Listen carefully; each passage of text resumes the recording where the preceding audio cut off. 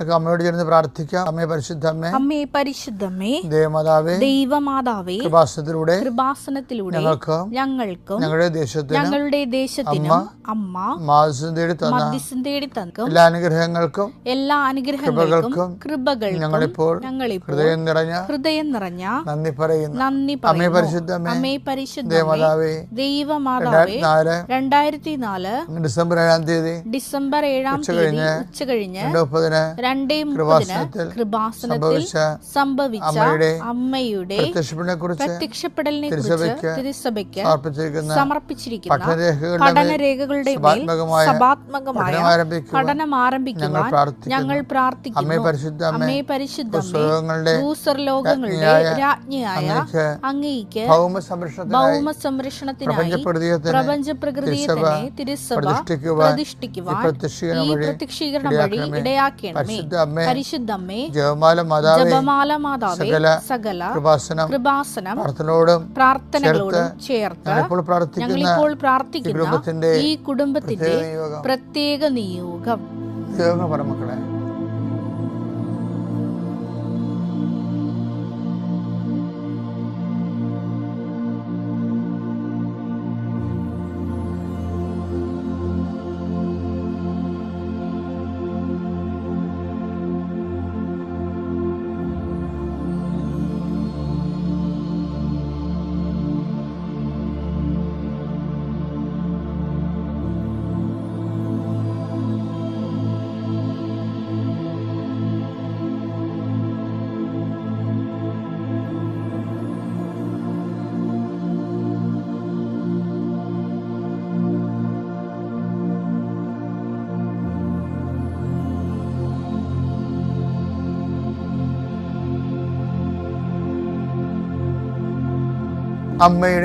അമ്മയുടെ പ്രത്യക്ഷീകരണത്തിന്റെ ഈ അനുഗ്രഹവേളയിൽ ഞങ്ങൾക്ക് സാധിച്ചു തരുവാൻ കനിയണമേ.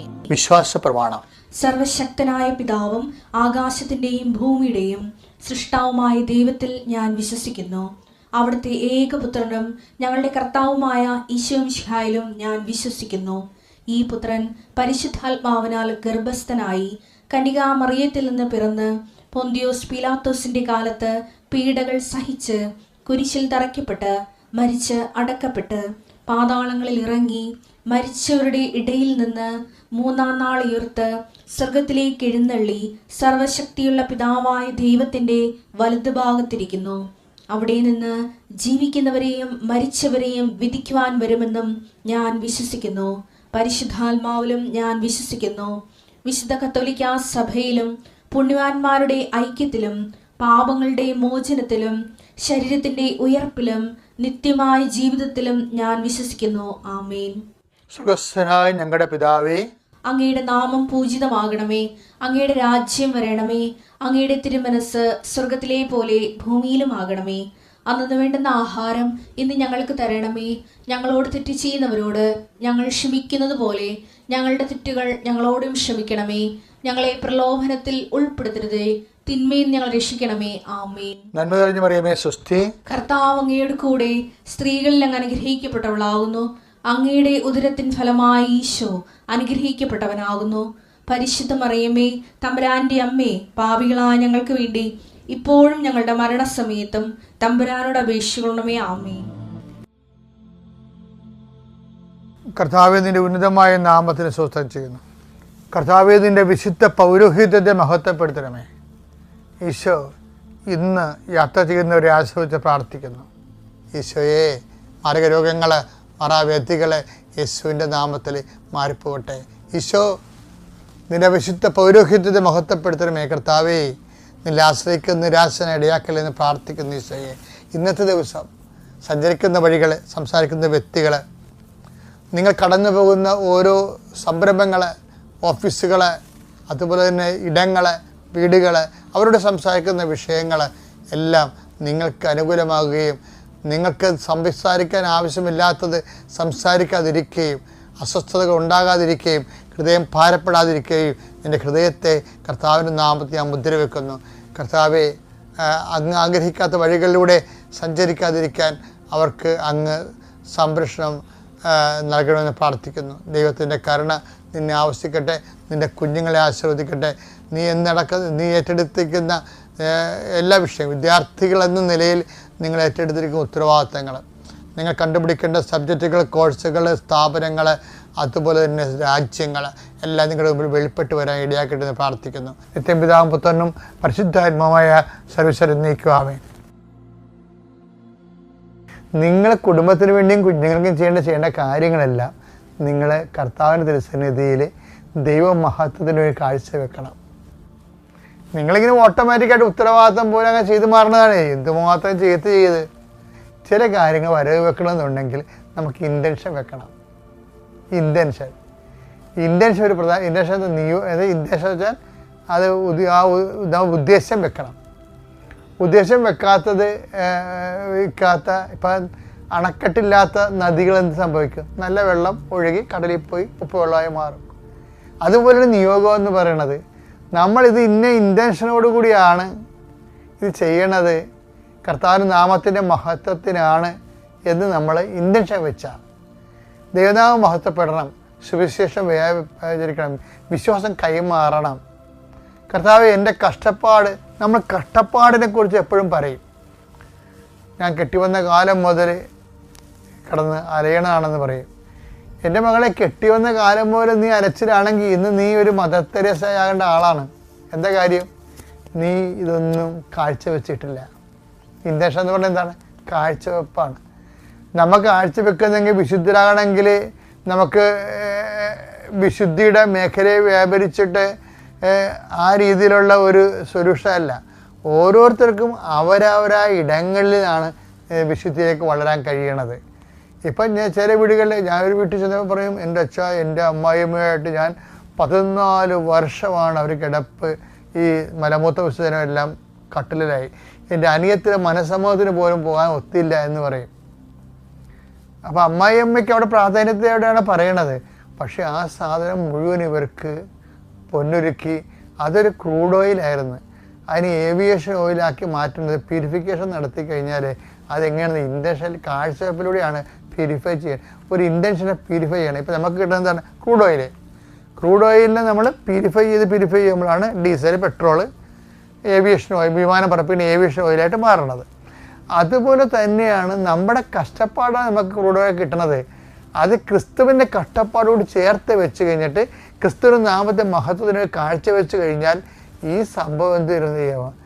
ഈ ഇരുമ്പയിര്, സ്വർണത്തിൻ്റെ അയിരൊക്കെ കറക്റ്റ് മാർക്കറ്റ് വാല്യൂടെ സ്വർണ്ണമായിട്ട് മാറും. നിങ്ങൾ കഷ്ടപ്പെട്ടതെന്നൊരു കാര്യമില്ല. അതിന് നിങ്ങൾ കാഴ്ചവെച്ച് ദൈവത്തെ നാമത്തെ ആ വിഷയം വെച്ച് ദൈവത്തെ മഹത്വപ്പെടുത്തി നിങ്ങളതിൽ പ്രയോജനമുള്ള ദാസന്മാരായി ദൈവതിരുസന്നിധിയിൽ സമ്പന്നരായി മാറാൻ ശ്രമിക്കണം. അങ്ങനെയാണ് നമ്മൾ ദൈവതിരുസന്നിധിയിൽ ഇപ്പം 12:21 ലുക്കായിലെ 12:21 ഇതുപോലെയാണ് ദൈവസന്നിധിയിൽ സമ്പന്നനാകാതെ തനിക്ക് വേണ്ടി സമ്പത്ത് ശേഖരിച്ചു വയ്ക്കുന്നവനും. അപ്പോൾ ദൈവദേശത്തിന് സമ്പന്നാകുക എന്ന് പറയുന്നത് ഒരു ചാലഞ്ചാണ്. അതെങ്ങനെയാണ് അത് നിറവേറ്റണത്? നമ്മൾക്ക് ഇട്ടിരിക്കുന്നത് അയിരില്ലേ, അതിനെ ശുദ്ധീകരിച്ച് സഹനത്തിൻ്റെ അയിരല്ല നമുക്ക് കിട്ടണത്. ചിലപ്പോൾ വീട്ടുകാരുടെ രോഗമായിരിക്കും, ചിലപ്പോൾ ആശുപത്രി അവിടെ കൂടെ നിൽക്കണ കേസ് കെട്ടാകും, ചിലപ്പോൾ കുഞ്ഞുങ്ങളെ പഠിപ്പിച്ചതിൻ്റെ ഭാഗത്തായിട്ട് വന്നതിന് കടങ്ങളാകും, അതിൻ്റെ തിക്കുമുട്ടൽ കുടുംബത്തിൽ നമ്മൾ ഇന്ന് അനുഭവിക്കുന്ന വിഷയമാകാം. ഇത് അയിരാണ്. ഇതിനെ ക്രിസ്തുവിൻ്റെ സഹനത്തോട് ചേർത്ത് വെച്ച് ഇങ്ങനെ ഒരു സിറ്റുവേഷനിൽ കടന്നു പോകുന്നതും നിൻ്റെ സഹനത്തിൽ ഇത് വഴി പങ്കെടുക്കാൻ കഴിയുന്നതിലും ഞാൻ നന്ദി പറയുന്നു എന്ന് പറയുമ്പോഴാണ് ഈ പ്യൂരിഫിക്കേഷൻ നടക്കുന്നത്. അപ്പോഴാണ് താറ് വേറെ ഡീസൽ വേറെ ആയിട്ട് മാറണത്.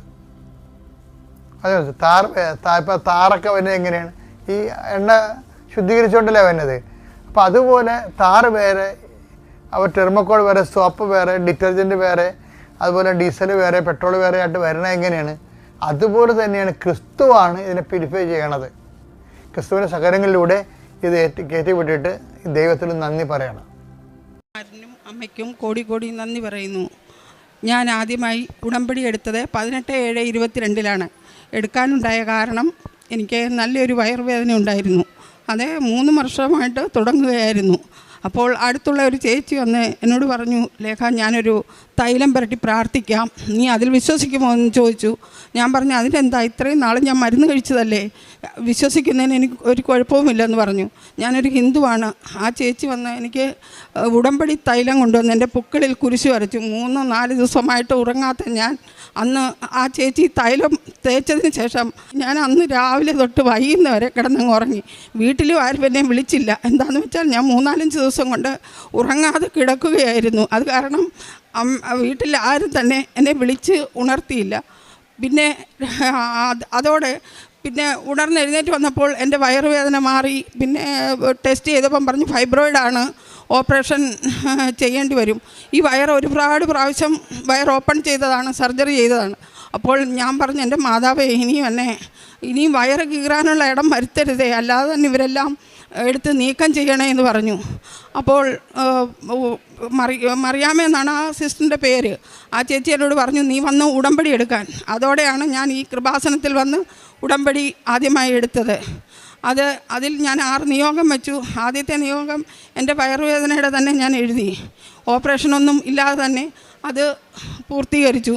പിന്നെ എൻ്റെ മകന് വേണ്ടിയാണ് രണ്ടാമത്തെ നിയോഗം വെച്ചിരുന്നത്. 2 വർഷമായിട്ട് ജോലിയൊന്നുമില്ലാതെ തെക്കുവടക്ക് ഈ ആമ്പിള്ളേരുടെ നല്ല സമയമല്ലേ, ഉഴപ്പി നടക്കുന്ന സമയം. ഞാൻ വളരെ ദുഃഖിച്ചാണ് ഇവന് വേണ്ടി അത് എഴുതിയത്. അപ്പോൾ ജോലിയില്ലാതെ വന്ന് ഇവനെ വിളിക്കുമ്പോഴൊന്നും വരത്തില്ല. അമ്മയ്ക്കെന്താ വട്ടുണ്ടോ, ഇങ്ങനെയൊക്കെയാണ് എന്നോട് ചോദിക്കുന്നത്. അപ്പോൾ ഞാൻ പറഞ്ഞു, മോനെ, ഇത് നല്ലൊരു സ്ഥലമാണ്, നീ എൻ്റെ കൂടെ ഒന്ന് വാ, നമുക്കവിടെ വരെ ഒന്ന് വൈകിട്ട് പോകാം. ഞാൻ ഈ വൈകിട്ടത്തെ സമയമൊക്കെ ഈ ഇവിടെ പ്രാർത്ഥിക്കുന്ന സമയത്ത് ഞാൻ എങ്ങനെയെങ്കിലും ഇവിടെ നിന്ന് ഓടി വരാറുണ്ട്. ആ പ്രാർത്ഥനയിൽ നിൽക്കുമ്പോൾ എനിക്ക് ഒത്തിരി സമാധാനം കിട്ടാറുണ്ട്. അപ്പോൾ ഞാനിവിടെ വന്ന് പ്രാർത്ഥനയിൽ നിൽക്കുമ്പോൾ ഇവനെ ഒരു ദിവസം ഞാൻ പറഞ്ഞു, എൻ്റെ മോനെ വണ്ടിയും കൊണ്ട് വാ, അമ്മയ്ക്ക് ഓടിക്കാൻ മേല, എനിക്ക് കൃപാസനത്തിൽ വരെ ഒന്ന് പോകണമെന്ന് പറഞ്ഞു. അപ്പോൾ ഇവൻ പറഞ്ഞു, ഞാൻ വരാം. അപ്പോൾ ഇവനെ ഞാൻ കൊണ്ടുവന്നു. ഞാനിവിടെ പ്രാർത്ഥിക്കാനിരുന്നു. അപ്പോൾ അവിടെ ജഡ്ജിയുടെ ഒരു വണ്ടി പുറത്ത് കിടപ്പുണ്ട്. വലിയ ആളാരാണ്ടാണ് വന്നിരിക്കുന്നത്. അപ്പോൾ ഞാൻ പറഞ്ഞെടാ, അവരുടെയൊക്കെ മുമ്പിൽ നീ ആരാണ്? അമ്മയുടെ മുമ്പിൽ അമ്മയ്ക്ക് സാധിക്കാൻ പറ്റാത്തതൊന്നുമില്ല, അമ്മയ്ക്ക് അസാധ്യമായിട്ടൊന്നുമില്ല മോനെ, നീ വന്ന് എൻ്റെ കൂടെ വന്നൊന്ന് പ്രാർത്ഥിക്കാൻ പറഞ്ഞു. അപ്പോൾ ഞാനിവിടെ പ്രാർത്ഥിച്ച് മുട്ടുകുത്തി കരഞ്ഞു പ്രാർത്ഥിക്കുക. ഇങ്ങനെ നോക്കിക്കൊണ്ടിരുന്നപ്പോൾ പുറകോട്ട് നോക്കി ഇവൻ എൻ്റെ കൂടെ വന്നു. അവിടെ നിന്നൊന്ന് തൊഴുതു. അപ്പോൾ തിരിഞ്ഞു നോക്കിയപ്പോൾ ഇവനെ കണ്ടില്ല. ഇവനെ തിരിഞ്ഞ്, ദൈവമേ, ഇവനെ അങ്ങോട്ട് പോയി. ഞാൻ എളുപ്പം തന്നെ ഓടി പുറകോട്ട് ചെന്ന് നോക്കിയപ്പം ഇവൻ ഫോണിൽ കൂടെ സ്പീച്ച് ചെയ്യുകയാണ്. ഇംഗ്ലീഷിലാണ് സംസാരിക്കുന്നത്, എനിക്കൊന്നും മനസ്സിലാകുന്നുമില്ല. അപ്പോൾ ഞാൻ പറഞ്ഞു, മോനെ, നീ ആരോടാ, വല്ല പെൺപിള്ളാരോടുമാണോ സംസാരിക്കുന്നത്? ഞാനങ്ങ് ചോദിച്ചു, ആരാ നിന്നെ ഇപ്പം വിളിക്കാനുള്ളതെന്ന് ചോദിച്ചു. അപ്പോൾ മിണ്ടാതെ ഇവൻ ആക്ഷൻ കാണിച്ചു. അപ്പോൾ ഞാൻ പറഞ്ഞു, എന്താണ്? അപ്പം സാലറിയുടെ കാര്യമൊക്കെ ഇവൻ പറയുന്നുണ്ടായിരുന്നു. ഈ തിരുനടയിൽ വന്ന് അന്ന് തന്നെ ഇവന് ജോലി അപ്പോൾ തന്നെ അവന് കിട്ടി, സാങ്ഷനായി. അവനൊരു ഇൻ്റർവ്യൂ നടന്നു. ആ സമയത്ത് തന്നെ സാലറി പറഞ്ഞു. സാലറി വെറും കുറച്ചാണ് ഇവൻ പറഞ്ഞത്, എങ്കിലും അതിന് മുകളിലായിട്ട് 50 പറഞ്ഞെങ്കിലും അവർ 65 തന്നെ സ്റ്റാർട്ട് ചെയ്ത് കൊടുത്തു. ആഫ്രിക്കയിൽ HSV ഓഫീസറായിട്ട് അവന് ജോലി കിട്ടി. അത് എൻ്റെ വലിയൊരു അനുഗ്രഹമാണ്. ഇവനിങ്ങനെ നടക്കുമ്പം ഞാൻ പറഞ്ഞു, ഈ ഉഴപ്പുഴ നടക്കുന്ന സമയത്ത് ആരുമില്ലാത്ത, വേറൊരു സാധനവും കിട്ടാത്ത ഒരു സ്ഥലത്തേക്ക് വേണം ഇവനെ വിടാൻ, അല്ലാതെ ഇവൻ നേരെയാകില്ല. എൻ്റെ അമ്മ കാത്തുകൊള്ളണേ നീ എന്ന് പറഞ്ഞ് ഞാൻ എന്നും കരയുമായിരുന്നു. ദിവസവും രാവിലെ 5:30 ആകുന്നതിന് മുമ്പേ ഞാൻ എണീറ്റ് പ്രാർത്ഥിക്കും. ആ പ്രാർത്ഥനയിൽ ഞാൻ മുട്ടുകുത്തിക്കരഞ്ഞ് ഇവൻ്റെ കാര്യങ്ങളാണ് മുമ്പേ പറയാറുള്ളത്. അതെല്ലാം എൻ്റെ അമ്മ സാധിച്ചു തന്നു. പിന്നെ എനിക്കൊരു 6 പവൻ്റെ സ്വർണം ഒരാൾക്ക് ഇതുപോലെ അവരുടെ അമ്മയ്ക്ക് സുഖമില്ല, പല പ്രാവശ്യമായിട്ട് എന്നോട് സ്വർണം മേടിച്ച് പണയം വെച്ചു. ഞാനൊരു സ്ഥാപനത്തിൽ ജോലി ചെയ്യുന്നുണ്ടായിരുന്നു, ഓച്ചറയിൽ. അപ്പോൾ അവിടെ വന്ന് ഓരോ പ്രാവശ്യം മേടിക്കുമ്പോഴും ഞാൻ വിചാരിക്കുക, ഈ സ്വർണ്ണം ഇരുന്നിട്ട് കാര്യമില്ല, ആരുടെയെങ്കിലും മക്കൾക്കും അറിയത്തില്ല, അച്ഛനും അറിയത്തില്ല, ഒരു മോനേ ഉള്ളൂ. അപ്പം എന്നോട് പറഞ്ഞു, അമ്മ എന്തിനാ ഇതൊക്കെ ഇങ്ങനെ കൊടുക്കുന്നതെന്ന് ചോദിച്ചു. മോനെ, ആരെങ്കിലും സഹായിക്കട്ടെ. അങ്ങനെ ഒരു സഹായം ഞാൻ കൊടുത്താണ്. അങ്ങനെ കൊടുത്തു. 2-3 വർഷമായിട്ടും അവൻ 6 പവൻ എടുത്തു തന്നില്ല. അതുപോലെ തന്നെ ആ നിയോഗത്തിൽ ഞാൻ അതും വെച്ചു. അവൻ്റെ വസ്തു വിറ്റിട്ടാണ് ആ 6 പവനും എനിക്ക് എടുത്തു തന്നത്. അതും വേറെ നിയോഗം. അത് ചെറുതും വലുതുമായിട്ട് എൻ്റെ അമ്മയുടെ അടുക്കൽ ഞാൻ എന്താഗ്രഹിച്ചാലും എൻ്റെ അമ്മ അതിൻ്റെ ഇരട്ടിയായിട്ടാണ് എനിക്ക് തന്നുകൊണ്ടിരിക്കുന്നത്. ഞാൻ പ്രേക്ഷിത വേലകളാണെങ്കിലും എല്ലാം അമ്മ പറയുന്നതനുസരിച്ച് ഞാൻ നടക്കുന്നുണ്ട്. ഇപ്പോഴും ഞാൻ ഉടമ്പടിയിലാണ്. ഇനി അങ്ങോട്ടും ഞാൻ എൻ്റെ മകനോടും പറഞ്ഞു, എൻ്റെ ജീവിതത്തിൽ നിങ്ങൾ ആരും ഇടപെടേണ്ട, ഞാൻ ഇതിൽ നിന്ന് ഇനി മുന്നോട്ട് പോവുകയുള്ളൂ. എല്ലാ ഓൾഡ് ഏജ് ഹോമിലൊക്കെ സമയം കിട്ടുമ്പം പോയി അവരോടൊത്ത് സഹകരിക്കും. പിന്നെ അനാഥാലയം ഉണ്ട്, നമ്മുടെ ഇവിടെ തന്നെ ഉണ്ട് ഒരു അനാഥാലയം. മിക്കവാറും മകനോടും പറഞ്ഞ് ചില ദിവസങ്ങളൊക്കെ ഒരു ചാക്കരിയും ഒക്കെ കൊണ്ടുപോയാലും എനിക്ക് തൃപ്തിയാവില്ല. അവർക്ക് എന്ത് കൊടുത്താലും എനിക്ക് തൃപ്തി വരത്തില്ല. ഞാൻ ദൈവത്തോട് പറയും, ദൈവമേ എൻ്റെ കൈ നിറച്ച് എന്തെങ്കിലുമൊക്കെ കിട്ടിയാൽ ഞാൻ സഹായിക്കാൻ. എനിക്ക് മകനും പറഞ്ഞ പോലെ അവൻ അയച്ചു തരും, പൈസയും തരും, എല്ലാവർക്കും കൊടുക്കാനൊക്കെ അവനും നിർബന്ധമായിട്ടും പറഞ്ഞു കഴിഞ്ഞാൽ അവൻ സാധിച്ചു തരും. അതുപോലെ ആദ്യത്തെ ശമ്പളം കിട്ടിയപ്പോഴും ഞാൻ എൻ്റെ അമ്മയ്ക്ക് 1000 രൂപ ആദ്യത്തെ ശമ്പളത്തിൽ ഞാനിവിടെ കൊണ്ടുവന്ന് രസീത് എഴുതിച്ച് കൊടുത്തു. പിന്നീടൊന്നും ഇവനിങ്ങനെ വന്നും പോയും ഒക്കെ നിൽക്കുമായിരുന്നു. അങ്ങനെ എല്ലാ കാര്യങ്ങളും എൻ്റെ അമ്മയുടെ ഇതിലാണ് നടക്കുന്നത്. അത് പ്രേക്ഷിത വില. അതുപോലെ എല്ലാ മാസവും പത്രം മേടിക്കുമെന്ന്. പത്രം മേടിച്ച് ഒരിടത്ത് ഈ പ്രാവശ്യം കൊടുക്കുകയാണെങ്കിൽ പിന്നെ ആ പ്രാവശ്യം അങ്ങോട്ട് പോകത്തില്ല, അടുത്ത ദിവസം വേറെ എവിടെയെങ്കിലും കൊണ്ട് കൊടുക്കും. അതുപോലെ തന്നെ എൻ്റെ സ്വന്തം വീട് കായംകുളമാണ്. കായംകുളത്ത് പോകുമ്പോൾ ആ ബന്ധു വീട്ടുകളിലൊക്കെ പോകുമ്പോൾ ആ പരിസരത്തെല്ലാം ഞാൻ 2 കെട്ട് പത്രവും ഇവിടെ വരുന്ന വണ്ടിയിൽ ഇറങ്ങി അലിച്ച് തന്നെ ഞങ്ങൾ വണ്ടിയും കൊണ്ട് പോകുമ്പോൾ അത് പത്രം ഇട്ടാണ് പോകുന്നത്. അവിടെ കാപ്പിലെ കൃഷ്ണപുരം അവിടെ നിന്നൊക്കെ ആൾക്കാർ വന്ന് എൻ്റെ ഇതിൽ തന്നെ വന്ന് 10-15 പേരോളം ഇപ്പോൾ ഉടമ്പടി എടുത്തിട്ടുണ്ട്. അവർക്കെല്ലാം അമ്മ അനുഗ്രഹം കൊടുക്കട്ടെ എന്നാണ് ഞാൻ പ്രാർത്ഥിക്കുന്നത്. എല്ലാ പ്രാർത്ഥന. അതുപോലെ വൈകിട്ട് സന്ധ്യ പ്രാർത്ഥനയിൽ ചിലപ്പോൾ എനിക്കൊരു ഷോപ്പുണ്ട് മാരാരിക്കുളം ടെമ്പിളിനടുത്ത് തന്നെയാണ്. അവിടെ വൈകിട്ട് 5:30-6:30 ആകുമ്പോഴാണ് അടച്ചിട്ട് വരുന്നത്. എന്നാലും വീട്ടിൽ വന്ന് ജോലി കഴിഞ്ഞാലും ചിലപ്പോൾ 10:30 ആകും.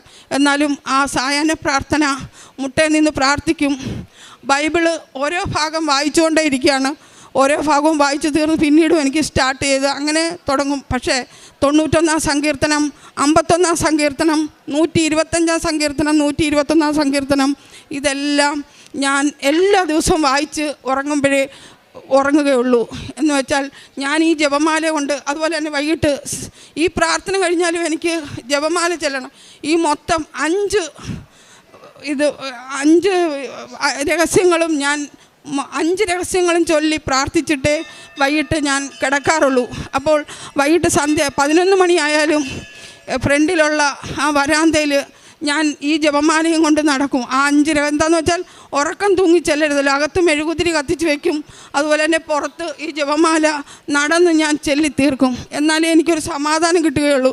അഥവാ എനിക്ക് വല്ല തലവേദനയോ വല്ലതും വന്നു കഴിഞ്ഞാൽ ഞാൻ അമ്മയോട് എന്ന് പറയും, അമ്മ ഞാനൊന്ന് കിടന്നോട്ടെ, വൈകിട്ട് എനിക്ക് ചെല്ലാൻ പറ്റിയില്ലല്ലോ. പിന്നെ എന്ന് വെച്ചാൽ രാവിലെ ഞാൻ ഈ പ്രാർത്ഥന കഴിഞ്ഞാൽ ഉടനെ ഈ ദിവസം ഇന്ന് തിങ്കളാഴ്ചയാണെങ്കിൽ അന്നത്തെ രഹസ്യം ഞാൻ ചൊല്ലും. ആ രഹസ്യം ചൊല്ലിക്കഴിഞ്ഞേ ഞാൻ അത് നിർത്താറുള്ളൂ. ആ പ്രാർത്ഥന കഴിഞ്ഞ് എന്നിട്ട് ജോസഫ് അച്ഛൻ പറയുന്ന വാക്കുകളെല്ലാം ഇരുന്ന് കേൾക്കും. പിന്നെ കിച്ചണിലാണെങ്കിലും ആ യൂട്യൂബിൽ കാണുന്ന എല്ലാ ഇതും കേൾക്കാറുണ്ട്. അതുപോലെ തന്നെ ഞാൻ ഈ രാവിലത്തെ പ്രാർത്ഥന കഴിഞ്ഞ ഒരു 15 പേർക്കെങ്കിലും ഇത് യൂട്യൂബിലൂടെ ഞാൻ അയച്ചു കൊടുക്കും. അങ്ങനെയാണ് എനിക്ക് തന്ന എല്ലാ അനുഗ്രഹങ്ങൾക്കും കൃപകൾക്കും ഞാൻ കോടി നന്ദി പറയുന്നു എൻ്റെ അപ്പായ്ക്കും അമ്മയ്ക്കും. പിതാവിനും അമ്മയ്ക്കും 100 കോടി നന്ദി. മലയാളം എനിക്ക് കുറച്ച് പ്രശ്നമാണ്. കാരണം ഞാൻ 8th സ്റ്റാൻഡേർഡ് മുതൽ പഠിച്ചത് അതിനപ്പുറം ഹിന്ദിയായിരുന്നു. അതുകൊണ്ടാണ് അമ്മയാണ് ഉടമ്പടി എടുത്തത്. ഞാൻ അറിഞ്ഞില്ല ഇതൊന്നും. അപ്പോൾ ഓൾറെഡി എന്നെ പലവട്ടമായിട്ട് വിളിക്കുന്നുണ്ട്. ഞാനിങ്ങനെ കൂട്ടുകെട്ടി, എല്ലാവർക്കും അറിയാമല്ലോ, ടീനേജ് എന്ന് പറഞ്ഞൊരു സെറ്റപ്പ് എന്ന് പറഞ്ഞാൽ നമ്മൾ കറങ്ങിയടിച്ച് നടക്കുന്നതാണ്. എല്ലാ ന്യൂ ജനറേഷൻ പിള്ളേരും അങ്ങനെ തന്നെയാണ്. അപ്പോൾ ഞാനും അതുകൂട്ട് തന്നെയായിരുന്നു. അടിച്ചു പൊളിച്ചൊക്കെ കണക്ക് കൊടുന്ന് വിശ്വാസമൊന്നുമില്ല. ഞാൻ ആക്ച്വലി ഹിന്ദുവാണ്. പക്ഷേ എന്നാലും 10th ശേഷം നമ്മുടെ എല്ലാം കേരളം എന്ന് പറയുമ്പോഴത്തേക്ക് എല്ലാ ജാതിക്കാരും ഒന്നാണ്. എല്ലായിടത്തും ചെന്ന് കഴിഞ്ഞാൽ നമ്മൾ വിദേശത്ത് പോയി കഴിഞ്ഞാലും കേരള എന്ന് പറയുമ്പോൾ അവർക്ക് പ്രത്യേകതര സ്നേഹമാണ്. ബിക്കോസ് അവിടെ ജാതി ഭേദം അതൊന്നും ഇല്ലാതെയാണ് എല്ലാവരും താമസിക്കുന്നതെന്ന് അവർക്കറിയാം. സോ എന്നിട്ട് ഞാനങ്ങനെ ഒരു വട്ടം അമ്മ ഇത് കൂട്ട് തന്നെ പറഞ്ഞു കൂട്ട് തന്നെ വയ്യാന്ന് പറഞ്ഞു എൻ്റെ അടുക്കെ. ഞാൻ കുറേ വട്ടം എന്നെ വിളിച്ചു, ഞാൻ വന്നില്ല. ഞാൻ പറഞ്ഞു ഇതൊന്നും ഇല്ല, ചുമ്മാ ഇതിലൊന്നുമല്ല, മനസ്സിൽ മതി, വിശ്വാസം അത്ര ഉള്ളെന്നൊക്കെ പറഞ്ഞ് ഞാൻ നടക്കുന്നത്. എങ്ങും പോകത്തില്ല, പള്ളിയിൽ നിന്ന് മാത്രമല്ല അമ്പലം എങ്ങും പോകത്തില്ലായിരുന്നു ഞാൻ. അങ്ങനെ ഒരു ദിവസം വിളിച്ചുകൊണ്ട് വന്നപ്പോൾ എവിടുന്നാണെന്നറിയില്ല. ഞാൻ ഇതുവരെ ആ CV കണ്ടു കഴിഞ്ഞാൽ ഒറ്റ കമ്പനി എടുക്കത്തില്ല. ഫസ്റ്റ് ഓഫ് ഓൾ ഒറ്റ പേജിൽ CV തീർന്നു. കാരണം അന്ന് ടൈം എന്ന് പറയുമ്പോഴത്തേക്ക് 2020 ഞാൻ 2018 ഡിപ്ലോമ പാസ് ഔട്ടായിട്ട് 1920 ഓൾറെഡി ഗ്യാപ്പ് വന്നിട്ടുണ്ട്. ഗ്യാപ്പ് എല്ലാവർക്കും, പുതിയ പിള്ളേർക്കും എഡ്യൂക്കേറ്റഡ് ഉള്ളവർക്കും അറിയാം. ബിക്കോസ് ആ ഗ്യാപ്പ് വന്നു കഴിഞ്ഞാൽ എങ്ങോട്ടും എടുക്കത്തില്ല. അപ്പോൾ പണ്ടെങ്ങാണ്ട് നൗക്കരിക്കകത്തിട്ട ഒരു CV. അപ്പോൾ ഒരു ഇന്ത്യൻ കമ്പനിയാണ് ഫ്രം മുംബൈ അവർ വിളിച്ചത്. അപ്പോൾ ഞാൻ പറഞ്ഞു ഇത് ഫേക്കാണ്. എന്നിട്ട് എനിക്ക് വിശ്വാസം വരുന്നില്ല. അപ്പോൾ ഞാൻ ഇതുകൂട്ട് വന്ന് ജസ്റ്റ് ഒന്ന് അമ്മയെ കാണിക്കാൻ വേണ്ടി ഒന്ന് ഇവിടെയൊക്കെ വന്ന് തൊഴുതിട്ട് ഞാൻ നേരെ പുറത്ത് പോയി. അപ്പോൾ അമ്മ ഇവിടെ ഇരുന്ന് മുട്ടുകുത്തി പ്രാർത്ഥിക്കുകയാണ്. ഞാൻ ജസ്റ്റ് പുറത്ത് പോയി കഴിഞ്ഞപ്പോൾ ഈ ജഡ്ജിയുടെ കാര്യം പറഞ്ഞത് തന്നെ, ഇത്ര ഹൈ റേഞ്ചിലുള്ള ഹൈ ലെവലിലുള്ള ആൾക്കാർ വരുന്നത് നീ ആരാന്ന് എൻ്റെ അടുക്ക് അമ്മ ചോദിച്ചത് തന്നെ. അപ്പോൾ ഞാൻ പറഞ്ഞു അതൊന്നുമില്ല, ഞാൻ പുറത്ത് നിന്നോളാം. അപ്പോൾ ഞാൻ ജസ്റ്റ് അമ്മയെ ജസ്റ്റ് കയറ്റി ഒന്ന് മുഖം കാണിച്ച് ഇവിടെയൊക്കെ ഒന്ന് തൊഴുത് എന്നിട്ട് പുറത്ത് പോയി. മനസ്സോടെയാണ് വന്നിട്ട് ജസ്റ്റ് അമ്മയെ ഒന്ന് ഇതാക്കാൻ വേണ്ടി ജസ്റ്റ് കയറിയതാണ്. പെട്ടെന്ന് തന്നെ ഞാൻ പുറത്ത് പോയി കഴിഞ്ഞപ്പോഴത്തേക്ക് എനിക്ക് കോൾ വന്നു. അമ്മ ചോദിച്ചോട്ട് ഇംഗ്ലീഷിലാണ് കോൾ വന്ന്, ഇതുകൂട്ട് ഒരു കമ്പനിയിൽ നിന്ന് വിളിക്കുവാണ് നിങ്ങളുടെ. അപ്പോൾ ഞാൻ ചോദിച്ചു എൻ്റെ CV ആയിരുന്നെന്ന് ചോദിച്ചു. അപ്പോൾ പറഞ്ഞ് നിങ്ങൾ അന്നേരം ഓണസ് ടൈമാണ്. അപ്പോൾ ഞാൻ റിഫൈനറി ഓൾറെഡി എനിക്കൊരു വർക്കുണ്ട്, HPCL റിഫൈനറി. ഞാൻ സേഫ്റ്റി ഓഫീസറായിട്ട് വർക്ക് ചെയ്യുമായിരുന്നു. അപ്പോൾ അവിടെ ഇങ്ങനെ ഇടയ്ക്ക് വരും ഇടയ്ക്ക് പോകും. അപ്പോൾ പിന്നെ ഞാൻ അത് കളഞ്ഞിട്ട് വന്നു. അപ്പോൾ എൻ്റെ ചേട്ടൻ ഓൾറെഡി ഹൈപ്പർ മാർക്കറ്റ് നടത്തുന്നുണ്ട് ഓച്ചിറ, അവിടെ ലാംസി എന്ന് പറഞ്ഞൊരു കടയാണ്. അപ്പോൾ അവിടത്തേക്ക് ഈ ഓണത്തിൻ്റെ സീസൺ ആകുമ്പോൾ ഭയങ്കര തിരക്കായിരിക്കും. അപ്പോൾ എന്നെ വിളിച്ച്, അപ്പോൾ അത് കഴിഞ്ഞിട്ട് കോള് വന്ന് ഞാൻ എടുത്ത് ഇതുകൂട്ടാണ്. അപ്പോൾ ഞാൻ എന്നിട്ട് അവരുടെ അടുക്ക ചോദിക്കുക, ജോലി കിട്ടിയതുമല്ല, ഞാൻ അവരുടെ അടുക്ക എഗെയിൻസ്റ്റ് ചോദിക്കുവാണ്. HR ഒരു മാഡം ആയിരുന്നു. ആ മാഡത്തിൻ്റെ അടുക്ക ഞാൻ ചോദിച്ച് നിങ്ങൾക്ക് എൻ്റെ CV എവിടെ നിന്നാണ് കിട്ടിയെന്ന് ചോദിച്ചത്. ഞാൻ ജോലിയുടെ കാര്യമൊന്നുമല്ല ചോദിക്കുന്നത്, CV ആരും നിന്ന്. അപ്പോൾ അവർ പറഞ്ഞ് റെഫറൻസ് അല്ല, ഇത് ഞങ്ങൾ നൗക്കരി ത്രൂ എടുത്തതാണ്. ഞാൻ പറഞ്ഞ ആ CV എഡിറ്റഡ് അല്ല, അപ്ഡേറ്റഡ് അല്ല, പിന്നെ അങ്ങനെ അല്ല ഇൻ്റർവ്യൂ ഉണ്ടെന്ന് പറഞ്ഞു. അന്നേരം തന്നെ ഓൾറെഡി ആ ടൈമിൽ തന്നെ വോയിസ് കോള് നമ്മുടെ മാനേജറിൻ്റെ ഡയറക്ടറിൻ്റെ കൊടുത്ത്, സേഫ്റ്റി ഡയറക്ടറിൻ്റെ കയ്യിൽ. അന്നേരം തന്നെ എൻ്റെ ഇൻ്റർവ്യൂ. അപ്പോൾ ആ സാറ് ചോദിക്കുന്നുണ്ട് ഇനി ട്രാവലിങ്ങിലാണോ അതോ പുറത്തെവിടെയെങ്കിലും ആണോ.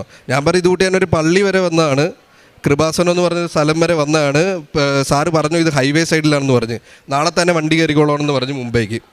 പുള്ളി ഇങ്ങോട്ട് ഫുള്ള് എൻ്റെ ലിസ്റ്റ് എന്ന് വെച്ചാൽ ട്രാക്കിംഗ് ലിസ്റ്റ് എടുത്ത് എവിടെ വീട് അതുവരെ പുള്ളിക്കറിയാം. പുള്ളി പറഞ്ഞ ആലപ്പുഴയിൽ നിന്ന് ഈ ട്രെയിനുണ്ട്, ഇതിന് നാളെ കയറിക്കോളാൻ പറഞ്ഞു. അത്രയും വരെ എടുത്തിട്ടാണ് ആ ഡയറക്ടർ എന്നെ വിളിച്ചത്. അങ്ങനെ ഞാൻ പിന്നെ വിചാരിച്ച് ഇത് ഫേക്ക് ആയിരിക്കും, ഇപ്പോൾ ഒരുപാട് ഇത് ജോബ് സ്കാംസ് നടക്കുന്നുണ്ട് അങ്ങനെ ഇങ്ങനെയാണെന്നൊക്കെ പറഞ്ഞു. പിന്നെ വീട്ടിൽ പോയി പ്രശ്നമായി. വീട്ടിൽ പറഞ്ഞ് ഇത് ചിലപ്പോൾ പറ്റത്തില്ല അങ്ങനെ ഇങ്ങനെയാണെന്ന്. പക്ഷേ ചെന്ന് ഞാൻ രണ്ടും കൽപ്പിച്ച് പോയി. അച്ഛൻ എന്നിട്ട് ഞാൻ അറിയാതെ പാസ്പോർട്ട് എടുത്ത് അയച്ചു കൊടുത്തു അവരുടെ അഡ്രസ്സിൽ. ഞാൻ എന്നിട്ട് പിന്നെ അലമ്പി അവിടെ. ഞാൻ ഇതൊക്കെ ജോബ് സെറ്റായിട്ട് ഞാൻ പിന്നെ അലമ്പി. ഞാൻ പിന്നെ കൂട്ടുകാരന്മാരുടെ കൂടെ ഓണമൊക്കെ അല്ലേ അപ്പോൾ അടിച്ചു വിളിക്കാമെന്ന് പറഞ്ഞ് അങ്ങനെ പോയി. പിന്നെ ഞാൻ ഈ ജോബിനെ കുറിച്ച് മൈൻഡ് ചെയ്തില്ല. പക്ഷേ എന്നാലും എൻ്റെ പേരൻസ് അത് ഫോളോ അപ്പ് ചെയ്യുന്നുണ്ടായിരുന്നു. അച്ഛൻ അങ്ങനെ ആ അഡ്രസ്സിലോട്ട് അയച്ചു കൊടുത്തു. അഡ്രസ്സിൽ നിന്ന് പെട്ടെന്ന് തന്നെ നേരെ അവർക്ക് എത്തി. ഇത് ഞാൻ അറിയുന്നതെന്ന് പറഞ്ഞ് എനിക്ക് മെയിൽ വന്നു, കാരണം ആ CV മെയിൽ ID എൻ്റെയാണ്.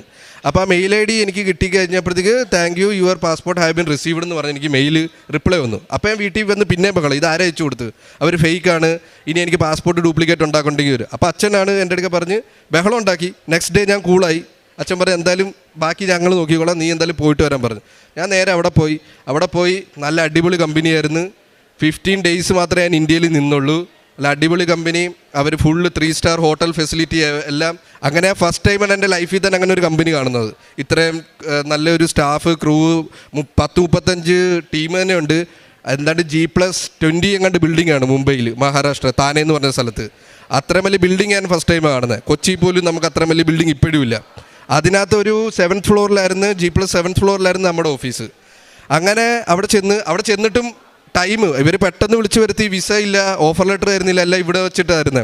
പിന്നെ ഞാൻ വീട്ടിൽ കിടന്ന് ബഹളം ഉണ്ടാക്കുക, ഇത് പിന്നെ ഇടയ്ക്കിടയ്ക്ക് കയറി വരിക.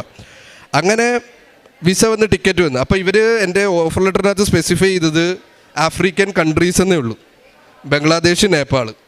ആഫ്രിക്കൻ കൺട്രീസിൽ അവർ സ്പെസിഫൈ ചെയ്തിട്ടില്ല വിച്ച് കൺട്രി ആണെന്ന്, മീൻസ് ഏത് സ്ഥലത്തോട്ടാണ്. ഇപ്പോൾ നൈജീരിയ, കെനിയ, ഇതുകൂട്ടത്തൊക്കെയുള്ള രാജ്യങ്ങളുണ്ട്. അങ്ങനെ എനിക്ക് കിട്ടിയത് സൊമാലി ലാൻഡ്. അതിനൊരു കാരണമുണ്ട്. ഈ സൊമാലി ലാൻഡിലെന്ന് പറഞ്ഞൊരു മുസ്ലിം കൺട്രിയാണ്, അവിടെ ആൽക്കഹോൾ ബാൻഡാണ്. അപ്പോൾ അതെന്താണെന്ന് അറിഞ്ഞു കഴിഞ്ഞാൽ ഈ ഓൾറെഡി ഉടമ്പടി എടുത്തപ്പോൾ ഞാൻ അറിയാതെ, എനിക്ക് മലയാളം അറിയത്തില്ലല്ലോ, അതിൻ്റെ ഇടയ്ക്ക് അമ്മ എഴുതി കയറ്റിയതായിരുന്നു ഇത്.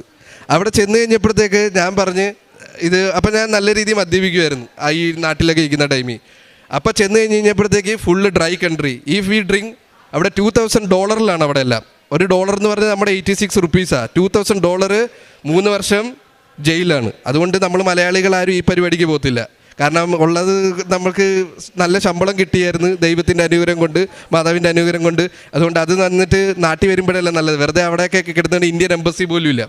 അപ്പോൾ ഞാനിത് അമ്മയോട് ചോദിച്ചു, അമ്മ ഇവിടെ ഇത് സാധനങ്ങളൊന്നുമില്ല, തിയേറ്റർ ഇല്ല, അടിച്ചുപൊളിയില്ല, ഞാൻ തിരിച്ചു വരുക, ദുബായ് വല്ലതും നോക്കാം, നല്ല അവിടെയാണ്, അതാകുമ്പോൾ എല്ലാം ഉണ്ടെന്ന്. അപ്പോൾ അമ്മ പറയും നീ പേടിക്കണ്ട, മനഃപൂർവ്വം തന്നെ ഞാൻ അങ്ങോട്ട് തന്നെ, അത് മാതാവ് വിട്ടാണ്, നീ അവിടെ നിൽക്കാമെന്ന് പറയും.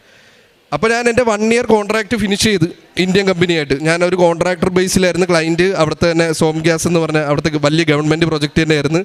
അത് കഴിഞ്ഞ് തിരിച്ച് വന്നിട്ട് പിന്നെ എനിക്ക് കൺസൾട്ടൻറ്റ് ഒരു ദുബായ് ബേസ്ഡ് കമ്പനി, പാകിസ്ഥാനി കമ്പനിയിലാണ് കിട്ടിയത്.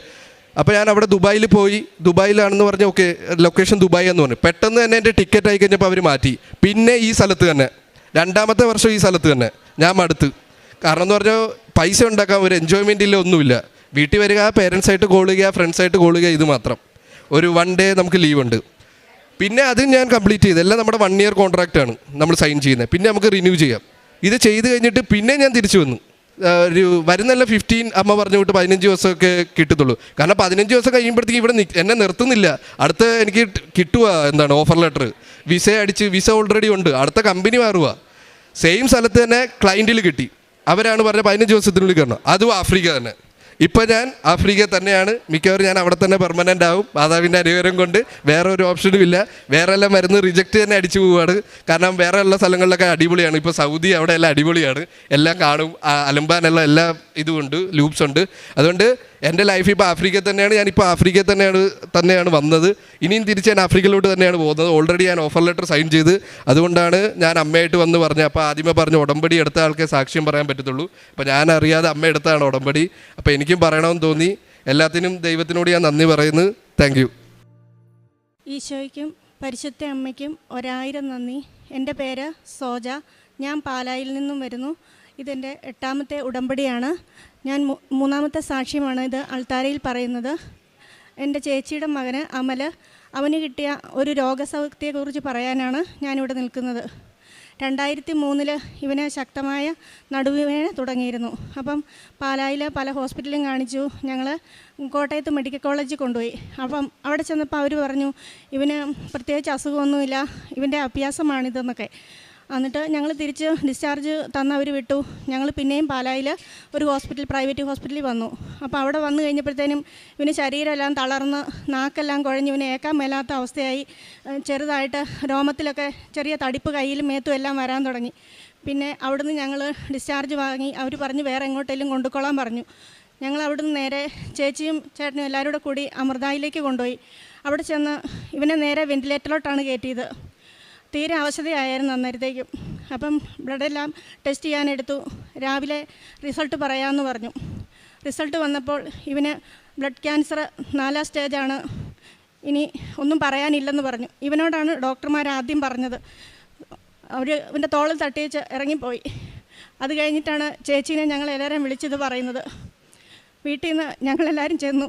കൊച്ചു വളരെയധികം അവശത കിടക്കുമായിരുന്നു. ഞങ്ങൾക്ക് കണ്ടിട്ട് നമ്മളാരും വിചാരിക്കാത്ത ഒരു കാര്യമാണ് അവിടെ നിന്ന് കിട്ടിയത്. ഞാൻ വീട്ടിൽ നിന്ന് വന്നു. ഞാൻ എൻ്റെ ചേട്ടനോട് പറഞ്ഞു രാവിലെ നമുക്ക് കൃപാസനത്തിൽ പോകണം, എനിക്ക് മാതാവിൻ്റെ അടുത്ത് പോയി പറയണം, വേറെ ആരും ഇത് നോക്കിയാൽ ഒന്നും ചെയ്യാൻ പറ്റത്തില്ല, നമുക്കവിടെ ചികിത്സിക്കാൻ പോലുമുള്ള പൈസയില്ല, ഒന്നുമില്ല, ഒരിടത്തുനിന്ന് നമുക്കൊന്നും കിട്ടത്തില്ലെന്ന് പറഞ്ഞു. രാവിലെ ഞങ്ങളിവിടെ വന്നു, ഉടമ്പടി എടുത്തു. ഞാനിവിടെ മാതാവിനോട് 2 കാര്യങ്ങളെ പറഞ്ഞുള്ളൂ. ഞങ്ങളുടെ കൊച്ചിൻ്റെ ജീവൻ ഞങ്ങൾക്ക് തിരിച്ചു തരണം, ഇതിന് വേണ്ടുന്ന ചികിത്സാ ചിലവും എവിടുന്ന പൈസയെന്നൊന്നും അറിയത്തില്ല, ഞങ്ങൾക്ക് ആരും സഹായിക്കാനുമില്ല, അമ്മ എന്താണെന്ന് വെച്ചാൽ അതിന് വേണ്ടുന്ന കാര്യങ്ങളെടുത്ത് തരണം എന്ന് പറഞ്ഞു. ഓരോ ദിവസം ചെല്ലും തോറും ഇവന് ഭയങ്കര ബുദ്ധിമുട്ടും പ്രയാസങ്ങളുമായിരുന്നു. ഡോക്ടർമാർ പറഞ്ഞു ചികിത്സിക്കാനൊന്നും പറ്റത്തില്ല, കാരണം ഷുഗർ 500-ന് മുകളിലോട്ടായി. അപ്പോഴത്തേക്കും മരുന്നൊന്നും ചെയ്യാൻ പറ്റാത്ത അവസ്ഥയിലായിരുന്നു. അങ്ങനെ ഇരിക്കെ 6 ദിവസം കഴിഞ്ഞപ്പോൾ അവർ പറഞ്ഞു വെൻറ്റിലേറ്ററിൽ നിന്ന് ഇറക്കുവാണ്, നമുക്ക് ICUലോട്ട് മാറ്റാം, ഇങ്ങനെ അവിടെ കിടത്തിയിട്ടും കാര്യമൊന്നും ഇല്ലെന്ന് പറഞ്ഞു. അങ്ങനെ ഇരിക്കുമ്പോൾ ഞാനിവന് വീട്ടിൽ നിന്ന് ചെറിയ രീതിയിൽ ഭക്ഷണം, അതായത് ദോശ അങ്ങനെയൊക്കെ ഉണ്ടാക്കുമ്പോൾ ഇവിടുന്ന് കിട്ടിയ ഉടമ്പടി ഉപ്പ് ഇട്ട് പ്രാർത്ഥിച്ച് വിശ്വാസ പ്രമാണം ചൊല്ലി ഞാനിവന് അവിടെ കൊടുത്തു. പിന്നെ ഒരു തുള്ളി ഉപ്പിട്ട് ഞാനിവന് കപ്പിനകത്ത് 1 കപ്പ് വെള്ളവും കുടിക്കാൻ കൊടുത്തു. കാരണം ഡോക്ടർമാർ പറഞ്ഞു ഇനിയിപ്പം നോക്കിയിട്ടൊന്നും ഒരു കാര്യമില്ല, ഒന്നും ചെയ്യാനുമില്ല, കാരണം മരുന്ന് ഒന്നും ഇനി ചെയ്യത്തില്ല, ഷുഗർ അത്ര മേളിൽ നിൽക്കുകയെന്ന് പറഞ്ഞു. പിന്നെ ഇവൻ്റെ നടുവിന് ഞാൻ നെറ്റിയിലും അഭിഷേക തൈലം, കാരണം വേറെ ഒന്നും ഒരു ആശ്രയമില്ല. അറിഞ്ഞ മനുഷ്യരെല്ലാം പറഞ്ഞു പൈസയില്ല, ഒന്നുമില്ല, നിങ്ങൾ ആ കൊച്ചിനെ അവിടെ ഇടാതെ RCCയിലോട്ട് കൊണ്ടുപോയി, എന്ത് കണ്ടിട്ടാണ് അവിടെ ഇട്ട് നിങ്ങൾ ചികിത്സിക്കുന്നത്, ആളും പോകും പൈസയും പോകും, നിങ്ങൾക്കൊന്നുമില്ല. ഞങ്ങൾ പക്ഷേ മാതാവിൽ അടിയുറച്ച് വിശ്വസിച്ചു. അമ്മ ഇടപെട്ടാൽ ഇത് പൂർണ്ണമായി സുഖപ്പെടുമെന്ന് എനിക്ക് പൂർണ്ണ വിശ്വാസം ഉണ്ടായിരുന്നു. ഞാൻ ഇവൻ്റെ കയ്യിൽ കാശ് രൂപയും ഒരു കൊന്തയും കൊടുത്തിട്ട് ഞാൻ പോന്നു. അതിനുശേഷം എൻ്റെ ഉടമ്പടിയുടെ 75 ദിവസമായപ്പോൾ ഞാൻ വീണ്ടും ഇവിടെ വന്നു. അമ്മേ, ഒരു മാറ്റവും ഒന്നും കാണുന്നില്ല ഞങ്ങളുടെ കൊച്ചിന്. അമ്മ അത്ഭുതങ്ങളും അടയാളങ്ങളും എല്ലാവർക്കും കൊടുക്കുന്നുണ്ട്. ഈ ആൾക്കാരുടെ ഇവിടെ വന്ന് നിന്ന് ഞാൻ പറഞ്ഞിട്ട്, ഞാൻ ഇവിടെ നിന്നപ്പോൾ എവിടുന്നോ ഒരു സ്വരം കേട്ടു, നീ പൊക്കോ എന്നൊരു വാക്ക് കേട്ടു. ഞാൻ കരഞ്ഞുകൊണ്ട് ദവടം വരെ ചെന്നിട്ട് ഞാൻ വന്ന കാര്യങ്ങൾ പൂർണ്ണമായിട്ട് പറഞ്ഞില്ലല്ലോ എന്നോർത്ത് ഞാൻ തിരിച്ച് വീണ്ടും ഇവിടെ വന്നു നോക്കി. ഞാൻ പറഞ്ഞു, അമ്മേ, അടയാളങ്ങളും അത്ഭുതങ്ങളും ഇല്ല. കൊച്ചിന് ഓരോ ദിവസം ചെല്ലുന്തോറും ക്ഷീണവും കൂടിക്കൊണ്ടിരിക്കുക, ഒരു മാറ്റവും വരുന്നില്ല. അമ്മ എന്തെങ്കിലും വേഗം ഇടപെടണം എന്ന് പറഞ്ഞു. ഞാൻ ഇവിടെ നിന്ന് പ്രാർത്ഥിച്ച് കണ്ണടച്ച് നിന്നപ്പോൾ വീണ്ടും ഭയങ്കര ധൃതിയിൽ എന്നോട് പറഞ്ഞു, നീ പൊക്കോ, ഞാൻ വന്നേക്കാമെന്ന് പറഞ്ഞു. ഞാനിവിടെ നിന്ന് ഇറങ്ങി വീട്ടിൽ ചെന്നു. വൈകുന്നേരമായപ്പം അമ്മ എന്നോട് പറഞ്ഞു. ഞാൻ എന്നിട്ട് ഇവിടെ വന്ന് നിന്ന സമയത്ത് ആ ശബ്ദം കേട്ട് ഞാൻ വീണ്ടും കരഞ്ഞുകൊണ്ട് തന്നെ വീട്ടിലോട്ട് ചെന്നു. വൈകിട്ട് ചെന്നപ്പോഴത്തേന് അമ്മ എന്നോട് പറഞ്ഞു, കൊച്ചിനെ വീണ്ടും വെന്റിലേറ്ററിലോട്ട് തന്നെ കയറ്റി, ഒരു പ്രതീക്ഷയില്ല. ഞാൻ പറഞ്ഞു, അമ്മേ, ഞാൻ ഇന്ന് മാതാവിൻ്റെ അടുത്ത് എന്ന് പറഞ്ഞിട്ടുണ്ട്. അവന് സുഖപ്പെട്ട് വരുമ്പോൾ ഈ ഉടമ്പടി 90 തീരുന്നതിനിപ്പുറം നമുക്ക് അവനെയായിട്ട് ഈ മുറ്റത്ത് വരണം എന്ന് പറഞ്ഞു. അമ്മ പറഞ്ഞു, ഇതൊന്നും ഇപ്പോൾ ഇവിടെ പറയേണ്ട കാര്യമില്ല, നമുക്ക് ഇതൊന്നും അല്ല ആവശ്യം, കൊച്ചിനെ ഇങ്ങനെ കിടന്നാലും വേണ്ടിയല്ല, അവന് ഒരു ശ്വാസമെങ്കിലും കിട്ടിയാൽ മതി എന്ന് പറഞ്ഞു. ഞാൻ പറഞ്ഞു, അതൊന്നുമല്ല. പക്ഷെ ഞാൻ പറയുന്ന ആ സമയത്ത് അവിടെ കേൾക്കാൻ ആർക്കും ഇഷ്ടമില്ലായിരുന്നു. ഞങ്ങൾ ഹിന്ദുക്കളും കൂടെയാണ്. അതിനുശേഷം വൈകിട്ട് ഞാൻ കിടന്നുറങ്ങിയപ്പം ഈ അൾത്താരയിൽ ജോസഫ് അച്ഛന് 4 പേര് അച്ഛൻ്റെ ഫ്രണ്ടിൽ ഈ അൾത്താരയിൽ നിൽപ്പുണ്ട്. പാദം വരെ വെള്ള ഉടുപ്പിട്ട് താടി കെട്ടും കെട്ടി 4 പേര് നിൽപ്പുണ്ട്. അച്ഛൻ തലയിൽ കൈവച്ച് പ്രാർത്ഥിക്കുവാണോ എന്തോ അച്ഛൻ ചെയ്യുന്നുണ്ട്. ഞാനോർത്തു, ഞങ്ങളുടെ കൊച്ചിന് എന്തെങ്കിലും സംഭവിക്കും, അതായിരിക്കും ഞാനിങ്ങനെ സ്വപ്നം കണ്ടതെന്ന്. പക്ഷേ എനിക്കത് ആരോടും പറയാനും എനിക്ക് പേടിയായിരുന്നത്. വീട്ടിലോട് ആരോടും ഇത് പറഞ്ഞ് ആർക്കും അത് മനസ്സിലാകത്തുമില്ല. കാരണം ഇവന് എന്തെങ്കിലും സംഭവിക്കുമെന്ന് തന്നെ എല്ലാവരും വിചാരിക്കുള്ളൂ. അതിനുശേഷം എനിക്ക് പെട്ടെന്ന് എൻ്റെ മനസ്സിൽ ലാസറിനെ ഉയർത്തിയ കർത്താവ് എൻ്റെ മനസ്സിലേക്ക് വന്നു. എനിക്കന്നേരം എത്ര സന്തോഷമായെന്ന് എനിക്കത് പറഞ്ഞറിയിക്കാൻ ഇപ്പോഴും എനിക്കറിയത്തില്ല. കാരണം 2023 ഇത് നടക്കുന്നത്. എനിക്കത് ഇപ്പോഴും അത് ഓർക്കാൻ പറ്റത്തില്ല. അച്ഛന് ദൈവദൂതൻ ലാസറിൻ്റെ ഉയർത്തിയ പോലെ ഞങ്ങളുടെ കൊച്ചിനെ ദൈവം അവിടെ നിന്ന് ഉയർത്തി. അതിനുശേഷം ഇവനെ ബോൺ മാരേജ് ചെയ്യാൻ കയറ്റിയപ്പോൾ ഒരു അനുഭവം ഉണ്ടായിരുന്നു. അതിവൻ പറയും. ആ ഉടമ്പടി എൻ്റെ 90-ന് 87-ാം ദിവസം ഞങ്ങൾ ഇവനുമായി ഈ അൾത്താരയിൽ ഇവിടെ ഈ മുറ്റത്ത് ഞങ്ങൾ വന്ന് നിന്നു. മാതാവ് തന്ന വലിയൊരു അത്ഭുതമാണത്. അത്രയും ഡോക്ടർമാർ വരെ കൈയഴിഞ്ഞിട്ട് അവനെ ഞങ്ങൾക്ക് ദൈവം തന്നതാണ്. ഞാൻ ആ സമയത്തെല്ലാം എനിക്ക് വേറൊന്നും ചെയ്യാൻ പറ്റത്തില്ലായിരുന്നു. ശക്തമായിട്ട് ഞാൻ എൻ്റെ പ്രേക്ഷിത പ്രവർത്തനങ്ങളും കാരുണ്യ പ്രവർത്തികളും ഞാൻ ചെയ്തു. വചനം വായന നല്ലപോലെ ഞാൻ ശക്തമാക്കി. ജപമാല ചൊല്ലി പ്രാർത്ഥിക്കാനും തുടങ്ങി. കാരുണ്യ പ്രവൃത്തിയുടെ ഭാഗമായിട്ട് ഓരോ സ്ഥലത്ത് ചെല്ലുമ്പോഴും അത്രയും മാനസികമായി പ്രശ്നം നേരിടുന്നവർ മാത്രമാണ് ഒരാശ്വാസം തന്നത്.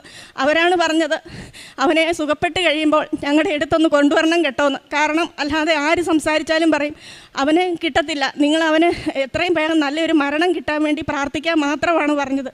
അതിനുശേഷം ഇവന് കിട്ടിയ അനുഭവം ഇവൻ പറയും. നട്ടല് വളച്ച് പോലെ നമ്മളെ കിടത്തിയിട്ടാണ് ബോൺ മാരേജ് ചെയ്യുന്നത്. അതിൻ്റെ അത് നമ്മളെ പച്ചക്കാണ് നടുവ് കുത്തിപ്പറിക്കുകയാണ് ചെയ്യുന്നത്. നടുവ് കുത്തിപ്പറിച്ച് പച്ചക്കാണ് നട്ടലിൽ നിന്ന് മജ്ജ എടുക്കുന്നത്. എന്നെ അങ്ങനെ കിടത്തിയ സമയത്ത് എനിക്ക് വല്ലാത്ത വേദനയായിരുന്നു. പക്ഷേ എൻ്റെ കുഞ്ഞാൻ്റി തന്നൊരു കാശിരൂപം ഉണ്ടായിരുന്നു ഇവിടുത്തെ, അതും കൈവച്ചുകൊണ്ടാണ് ഞാൻ ഓപ്പറേഷൻ തിയേറ്ററിലവിടെ കിടക്കുന്നത്. എന്നാൽ എന്നെ കിടത്തി കഴിഞ്ഞപ്പോഴത്തേനാണെങ്കിൽ ആദ്യം നട്ടലിങ്ങനെ കുത്താൻ തുടങ്ങി. എനിക്ക് നല്ല വേദന എടുക്കാൻ തുടങ്ങി. ഈ കാശിരൂപ ഞാൻ കയ്യിൽ മുറുകെ പിടിച്ചേക്കുമായിരുന്നു. കുറച്ച് നേരം കഴിഞ്ഞപ്പോഴത്തേനും എനിക്ക് വേദന വരുന്നില്ല. പക്ഷേ ഞാൻ നോക്കുമ്പോൾ എൻ്റെ സൈഡിലെല്ലാം നന്നായിട്ട് ബ്ലഡ് കിടപ്പുണ്ട് എൻ്റെ തന്നെ. കാരണം നമ്മളെ മരപ്പിക്കുന്നില്ല, നമുക്ക് നന്നായിട്ട് വേദനയെല്ലാം അറിയാം നമുക്ക്. പക്ഷേ ബ്ലഡ് എടുക്കുമ്പോൾ എനിക്ക് ബ്ലഡിൻ്റെ മണമല്ല വരുന്നത്. എനിക്കൊരു ഭയങ്കര ഒരു മുല്ലപ്പൂവിൻ്റെയും അങ്ങനെയൊക്കെയുള്ള ഒരു നല്ലൊരു മണമാണ് വരുന്നത്. എനിക്ക് ഒരു തുള്ളി വേദന പോലും എനിക്കന്ന് അനുഭവപ്പെട്ടിട്ടുമില്ല. എനിക്കത് വല്ലാത്തൊരു അനുഭവമായിരുന്നത്. പിന്നെ അത് കഴിഞ്ഞ് ഇന്ന് വരെ എനിക്ക് അങ്ങനൊരു ബോൺ മാരേജ് ചെയ്യേണ്ടോ എനിക്കൊരു മരുന്ന് കഴിക്കേണ്ടതായിട്ട് ഓരോ കാര്യം വന്നിട്ടില്ല. ഈ കഴിഞ്ഞ ഇടയ്ക്കും ഹോസ്പിറ്റലിൽ പോയി ചെക്കപ്പ് ചെയ്തു. ഇപ്പോഴും എനിക്ക് യാതൊരു പ്രശ്നവുമില്ല. ഞാനിപ്പം 1 വർഷത്തോളമായിട്ട് ജോലിക്ക് പോകുന്നു, സ്വന്തം കാര്യം നോക്കുന്നു, വീട്ടിലെ കാര്യം നോക്കുന്നു, നന്നായി തന്നെ എൻ്റെ കാര്യങ്ങൾ നടക്കുന്നു.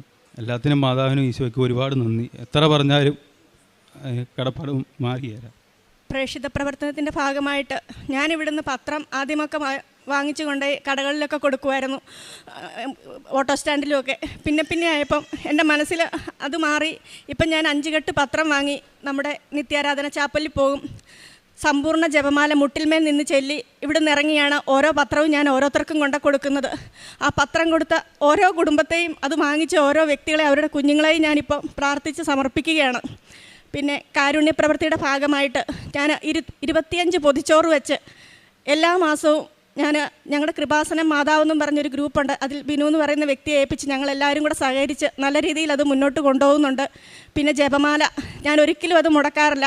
അത് ഒരു ദിവസവും എനിക്ക് എന്ത് ജോലിയുണ്ടെങ്കിലും എൻ്റെ ജപമാല കഴിഞ്ഞിട്ടേ ഞാൻ ബാക്കി എല്ലാ കാര്യങ്ങളും ചെയ്യാറുള്ളൂ. അതുപോലെ വചനം വായനയും ഞാൻ സമ്പൂർണ്ണ ബൈബിൾ ഇപ്പോൾ 6ാം തവണ വായിച്ച് സങ്കീർത്തനം വരെ എത്തി നിൽക്കുകയാണ്. എത്ര പറഞ്ഞാലും മതിയാകത്തില്ല. വചനം വായിച്ച് മാത്രമാണ് ഞങ്ങളുടെ ഈ കൊച്ചിനെ ഞങ്ങൾക്ക് തിരിച്ചു കിട്ടിയത്. കാരണം നല്ലൊരു ഉത്തരം ആരും തരുന്നില്ല. വചനത്തിൽ കൂടെ മാത്രമാണ് ദൈവം അതെനിക്ക് വെളിപ്പെടുത്തി തന്നത്.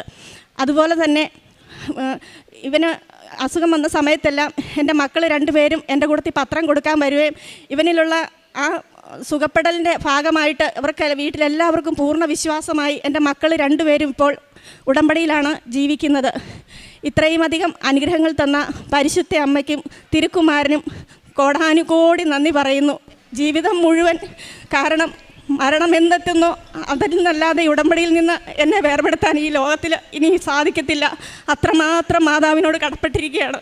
എന്നെ ഇവിടെ എത്തിച്ച മാതാവിനും തിരുകുമാരനും കോടാനുകോടി നന്ദിയുണ്ട്. ഞാൻ 2022 മെയ് മാസത്തിലാണ് ഉടമ്പടി എടുത്തത്. ഞാൻ 12 പ്രാവശ്യം പുതുക്കിയിട്ടുണ്ട്. 2022 ജനുവരിയിലാണ് എൻ്റെ മകളുടെ വിവാഹം നടന്നത്. വിവാഹത്തിന് ശേഷം ഞാൻ വലിയൊരു കടത്തിനകത്തായിപ്പോയി. അങ്ങനെ വീടിന് പുറത്തിറങ്ങാൻ വയ്യാത്ത ഒരവസ്ഥയിലായിരുന്നു എൻ്റെ ജീവിതം. ഇതൊന്നും ഞാൻ എൻ്റെ മകളെ അറിയിച്ചിരുന്നില്ല. ഞാനും എൻ്റെ ഭർത്താവും ഒരുപാട് കടങ്ങളുടെ നടുക്കിലായപ്പോൾ എന്നോട് പറഞ്ഞു, ഞാൻ പറയുന്നത് പോലെ നീ ചെയ്യുമോ എന്ന് ചോദിച്ചു. അപ്പോൾ ഞാൻ പറഞ്ഞു എന്താണ്? അന്നേരം പറഞ്ഞു, നമുക്ക് ആത്മഹത്യ ചെയ്യാം. ഒരു മകനുണ്ടല്ലോ, ആ പണി തീരാത്തൊരു വീടാണ് എനിക്ക് കിടക്കുന്നത്, അവൻ ആ വീട് പൂർത്തിയാക്കി എടുത്തുകൊള്ളും, നമുക്ക് മരിക്കാമെന്ന് പറഞ്ഞു. പക്ഷേ ഞാൻ പറഞ്ഞു വേണ്ട, നമുക്ക് മരിക്കേണ്ട, കാരണം ദൈവം നമ്മളെ രക്ഷിക്കും, ഇതിൽ ഏതെങ്കിലും വിധത്തിലെങ്കിലും രക്ഷിക്കും, അതുകൊണ്ട് നിങ്ങളങ്ങനെ പറയരുതെന്ന് പറഞ്ഞു. അങ്ങനെ ആ വിഷമത്തിനിടയ്ക്ക് ഒരു വശത്ത് കടക്കാരുടെ വരവും മറുവശത്ത് ആത്മഹത്യയുടെ വക്കിലും ഞങ്ങൾ നിൽക്കുകയാണ്. ആ ഒരു അവസരത്തിലാണ് ഒരു ചേച്ചി വന്ന് ഞങ്ങളുമായിട്ട് കാണാൻ. അപ്പോൾ ആ ചേച്ചി എന്നോട് പറഞ്ഞു, നിങ്ങൾ വിഷമിക്കണ്ട, പിന്നെ ആലപ്പുഴയിൽ ഒരു പള്ളിയുണ്ട്, കൃപാസനം എന്നുള്ളൊരു പള്ളിയുണ്ട്, ഈ പള്ളിയിൽ പോയി നിങ്ങളുടെ സങ്കടങ്ങൾ പറഞ്ഞാൽ മാതാവ് തീർച്ചയായിട്ടും നിങ്ങൾക്കൊരു വഴി തരുമെന്ന് പറഞ്ഞു. അങ്ങനെ ഞങ്ങളിവിടെ വന്നു. വന്നെങ്കിലും അന്ന് തന്നെ അച്ഛൻ്റെ ക്ലാസ് കേൾക്കാൻ ഇടവരികയും ഞങ്ങൾ ആ ഉടമ്പടി എടുക്കുകയും ചെയ്തു. അതിനുശേഷം ഒരുപാട് കരഞ്ഞ് കണ്ണുനീരോട് കൂടി ഞാൻ പ്രാർത്ഥിച്ചു, കർത്താവേ ഞങ്ങളെ രക്ഷിച്ചുകൊള്ളണമേ ഈശോയെ, ഞങ്ങളെ ഈ പടുകുഴിയിൽ നിന്ന് നീ രക്ഷപ്പെടുത്തണേ എന്ന് പറഞ്ഞു ഒരുപാട് കരഞ്ഞ് പ്രാർത്ഥിച്ചതിൻ്റെ ഫലമായി ഒരു ദിവസം സന്ധ്യയ്ക്ക് ഞാനിരുന്ന് പ്രാർത്ഥിച്ചുകൊണ്ടിരുന്നപ്പോൾ, അന്ന് ആ വീട്ടിൽ ആരും ഉണ്ടായിരുന്നില്ല, ഞാൻ മാത്രമേ ഉണ്ടായിരുന്നുള്ളൂ. പ്രാർത്ഥിച്ചുകൊണ്ടിരുന്നപ്പോൾ പെട്ടെന്ന് ഞാനൊന്ന് തിരിഞ്ഞു നോക്കിയപ്പോൾ എൻ്റെ വീടിൻ്റെ മുട്ട നിൽക്കുന്നു മാതാവ്. അതായത് ഒരു പിന്നെ കിന്നാരും പോലുള്ള ഒരു ഇതൊക്കെ വെച്ചുകൊണ്ട്, കിന്നരൊക്കെ തുപ്പിയായി വെച്ചുകൊണ്ട് മാതാവ് ഇങ്ങനെ നിൽക്കുന്നു. ഞാൻ മുട്ടാങ്കാലിൽ തന്നെ വെച്ചുകൊണ്ട് ഞാൻ ഓടിച്ചെന്ന് കമന്ന് വീണു. അങ്ങനെ ഞാൻ പിന്നെ തിരിഞ്ഞു നോക്കി, മാതാവേ എന്ന് പറഞ്ഞാൽ തിരിഞ്ഞു വീണു. പിന്നെ നോക്കിയപ്പോൾ അവിടെ ഒരു ചേച്ചിയാണ് നിൽക്കുന്നത്. അപ്പോൾ ആ ചേച്ചി പറഞ്ഞു, എന്ത് പറ്റി നിനക്ക്? ഞാൻ പറഞ്ഞു, ചേച്ചി ഞാൻ കണ്ടില്ല. അന്നേരം പറഞ്ഞു, എനിക്ക് മനസ്സിലായി, നീ എന്നെയല്ല കണ്ടത്, നീ മാതാവിനെയാണ് കണ്ടതെന്ന് എനിക്ക് മനസ്സിലായി എന്ന് പറഞ്ഞു.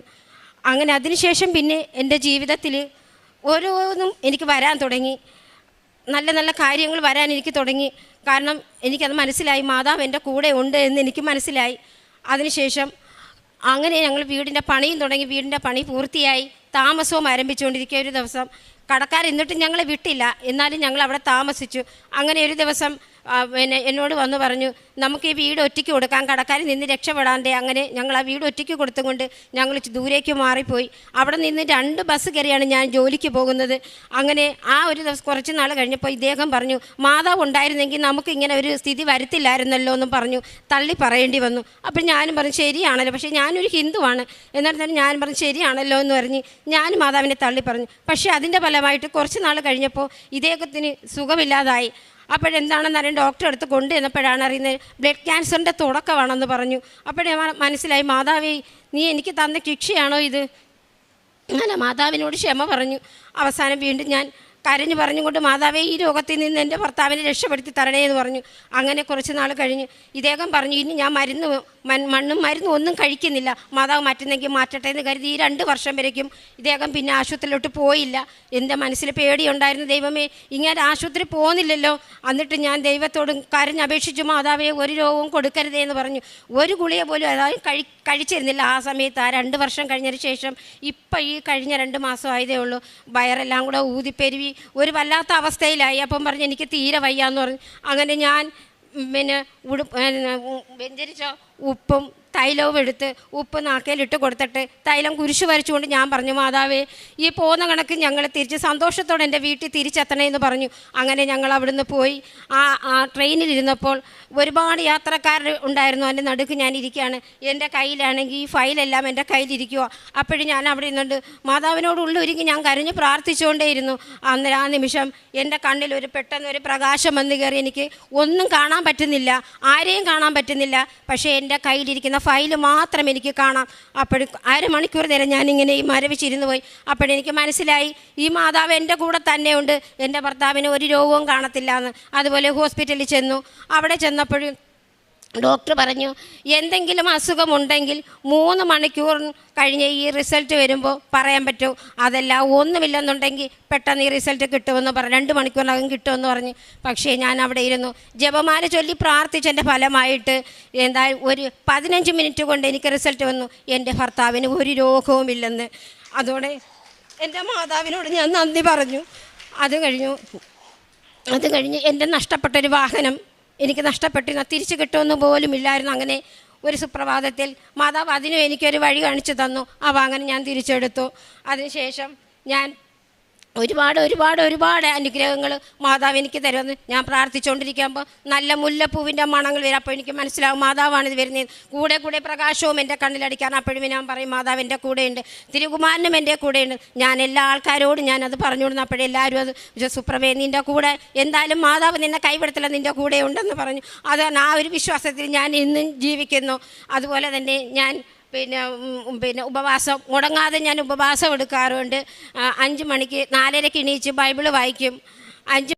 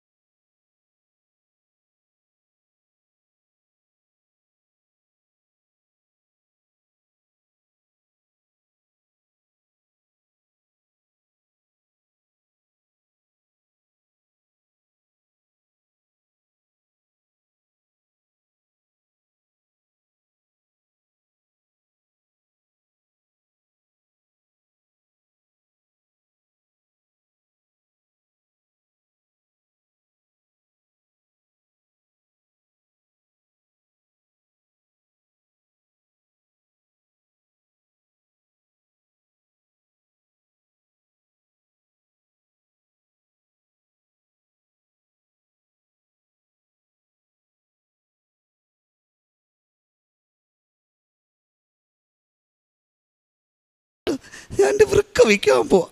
അച്ഛൻ്റെ തോളിലടിച്ച് ഇറങ്ങിപ്പോ കുരിശെടുത്ത് തലയിൽ വെച്ച് എന്താ വെള്ളം തന്നിട്ട് പറഞ്ഞു പൊയ്ക്കോ, വൃക്കയും വയ്ക്കണ്ട, ഒന്നും വയ്ക്കണ്ട. ഞാൻ പുതിയ കോണ്ടാക്ട് പണിയെടുത്ത് മെച്ചപ്പെട്ട് കടക്കാർ എടുത്തുകൊണ്ട് പോയ കാറ് തിരിച്ച് അതേ കണക്ക് ഞാൻ എടുത്തു. അതേ വാഹനം തന്നെ ഞാൻ തിരിച്ചെടുത്തു. എന്നിട്ട് ഞാൻ ഇവിടെ വന്ന് എല്ലാ പാവത്തുങ്ങൾക്കും 51 പേർക്ക് ഞാൻ ആഹാരം കൊടുത്ത്. എന്നിട്ട് ഞാൻ കൊട്ടാരക്കര ഒരു വൃദ്ധസദനത്തിൽ 30 അച്ഛനും അമ്മയ്ക്കും അവർക്ക് വസ്ത്രവും ആഹാരം മെഡിസിൻ ഇതും കൊടുത്ത്. ഇനിയും കൊടുക്കാൻ എൻ്റെ തിരുകുമാരനും എൻ്റെ മാതാവും വിചാരിച്ച് ഞാൻ ചെയ്യും.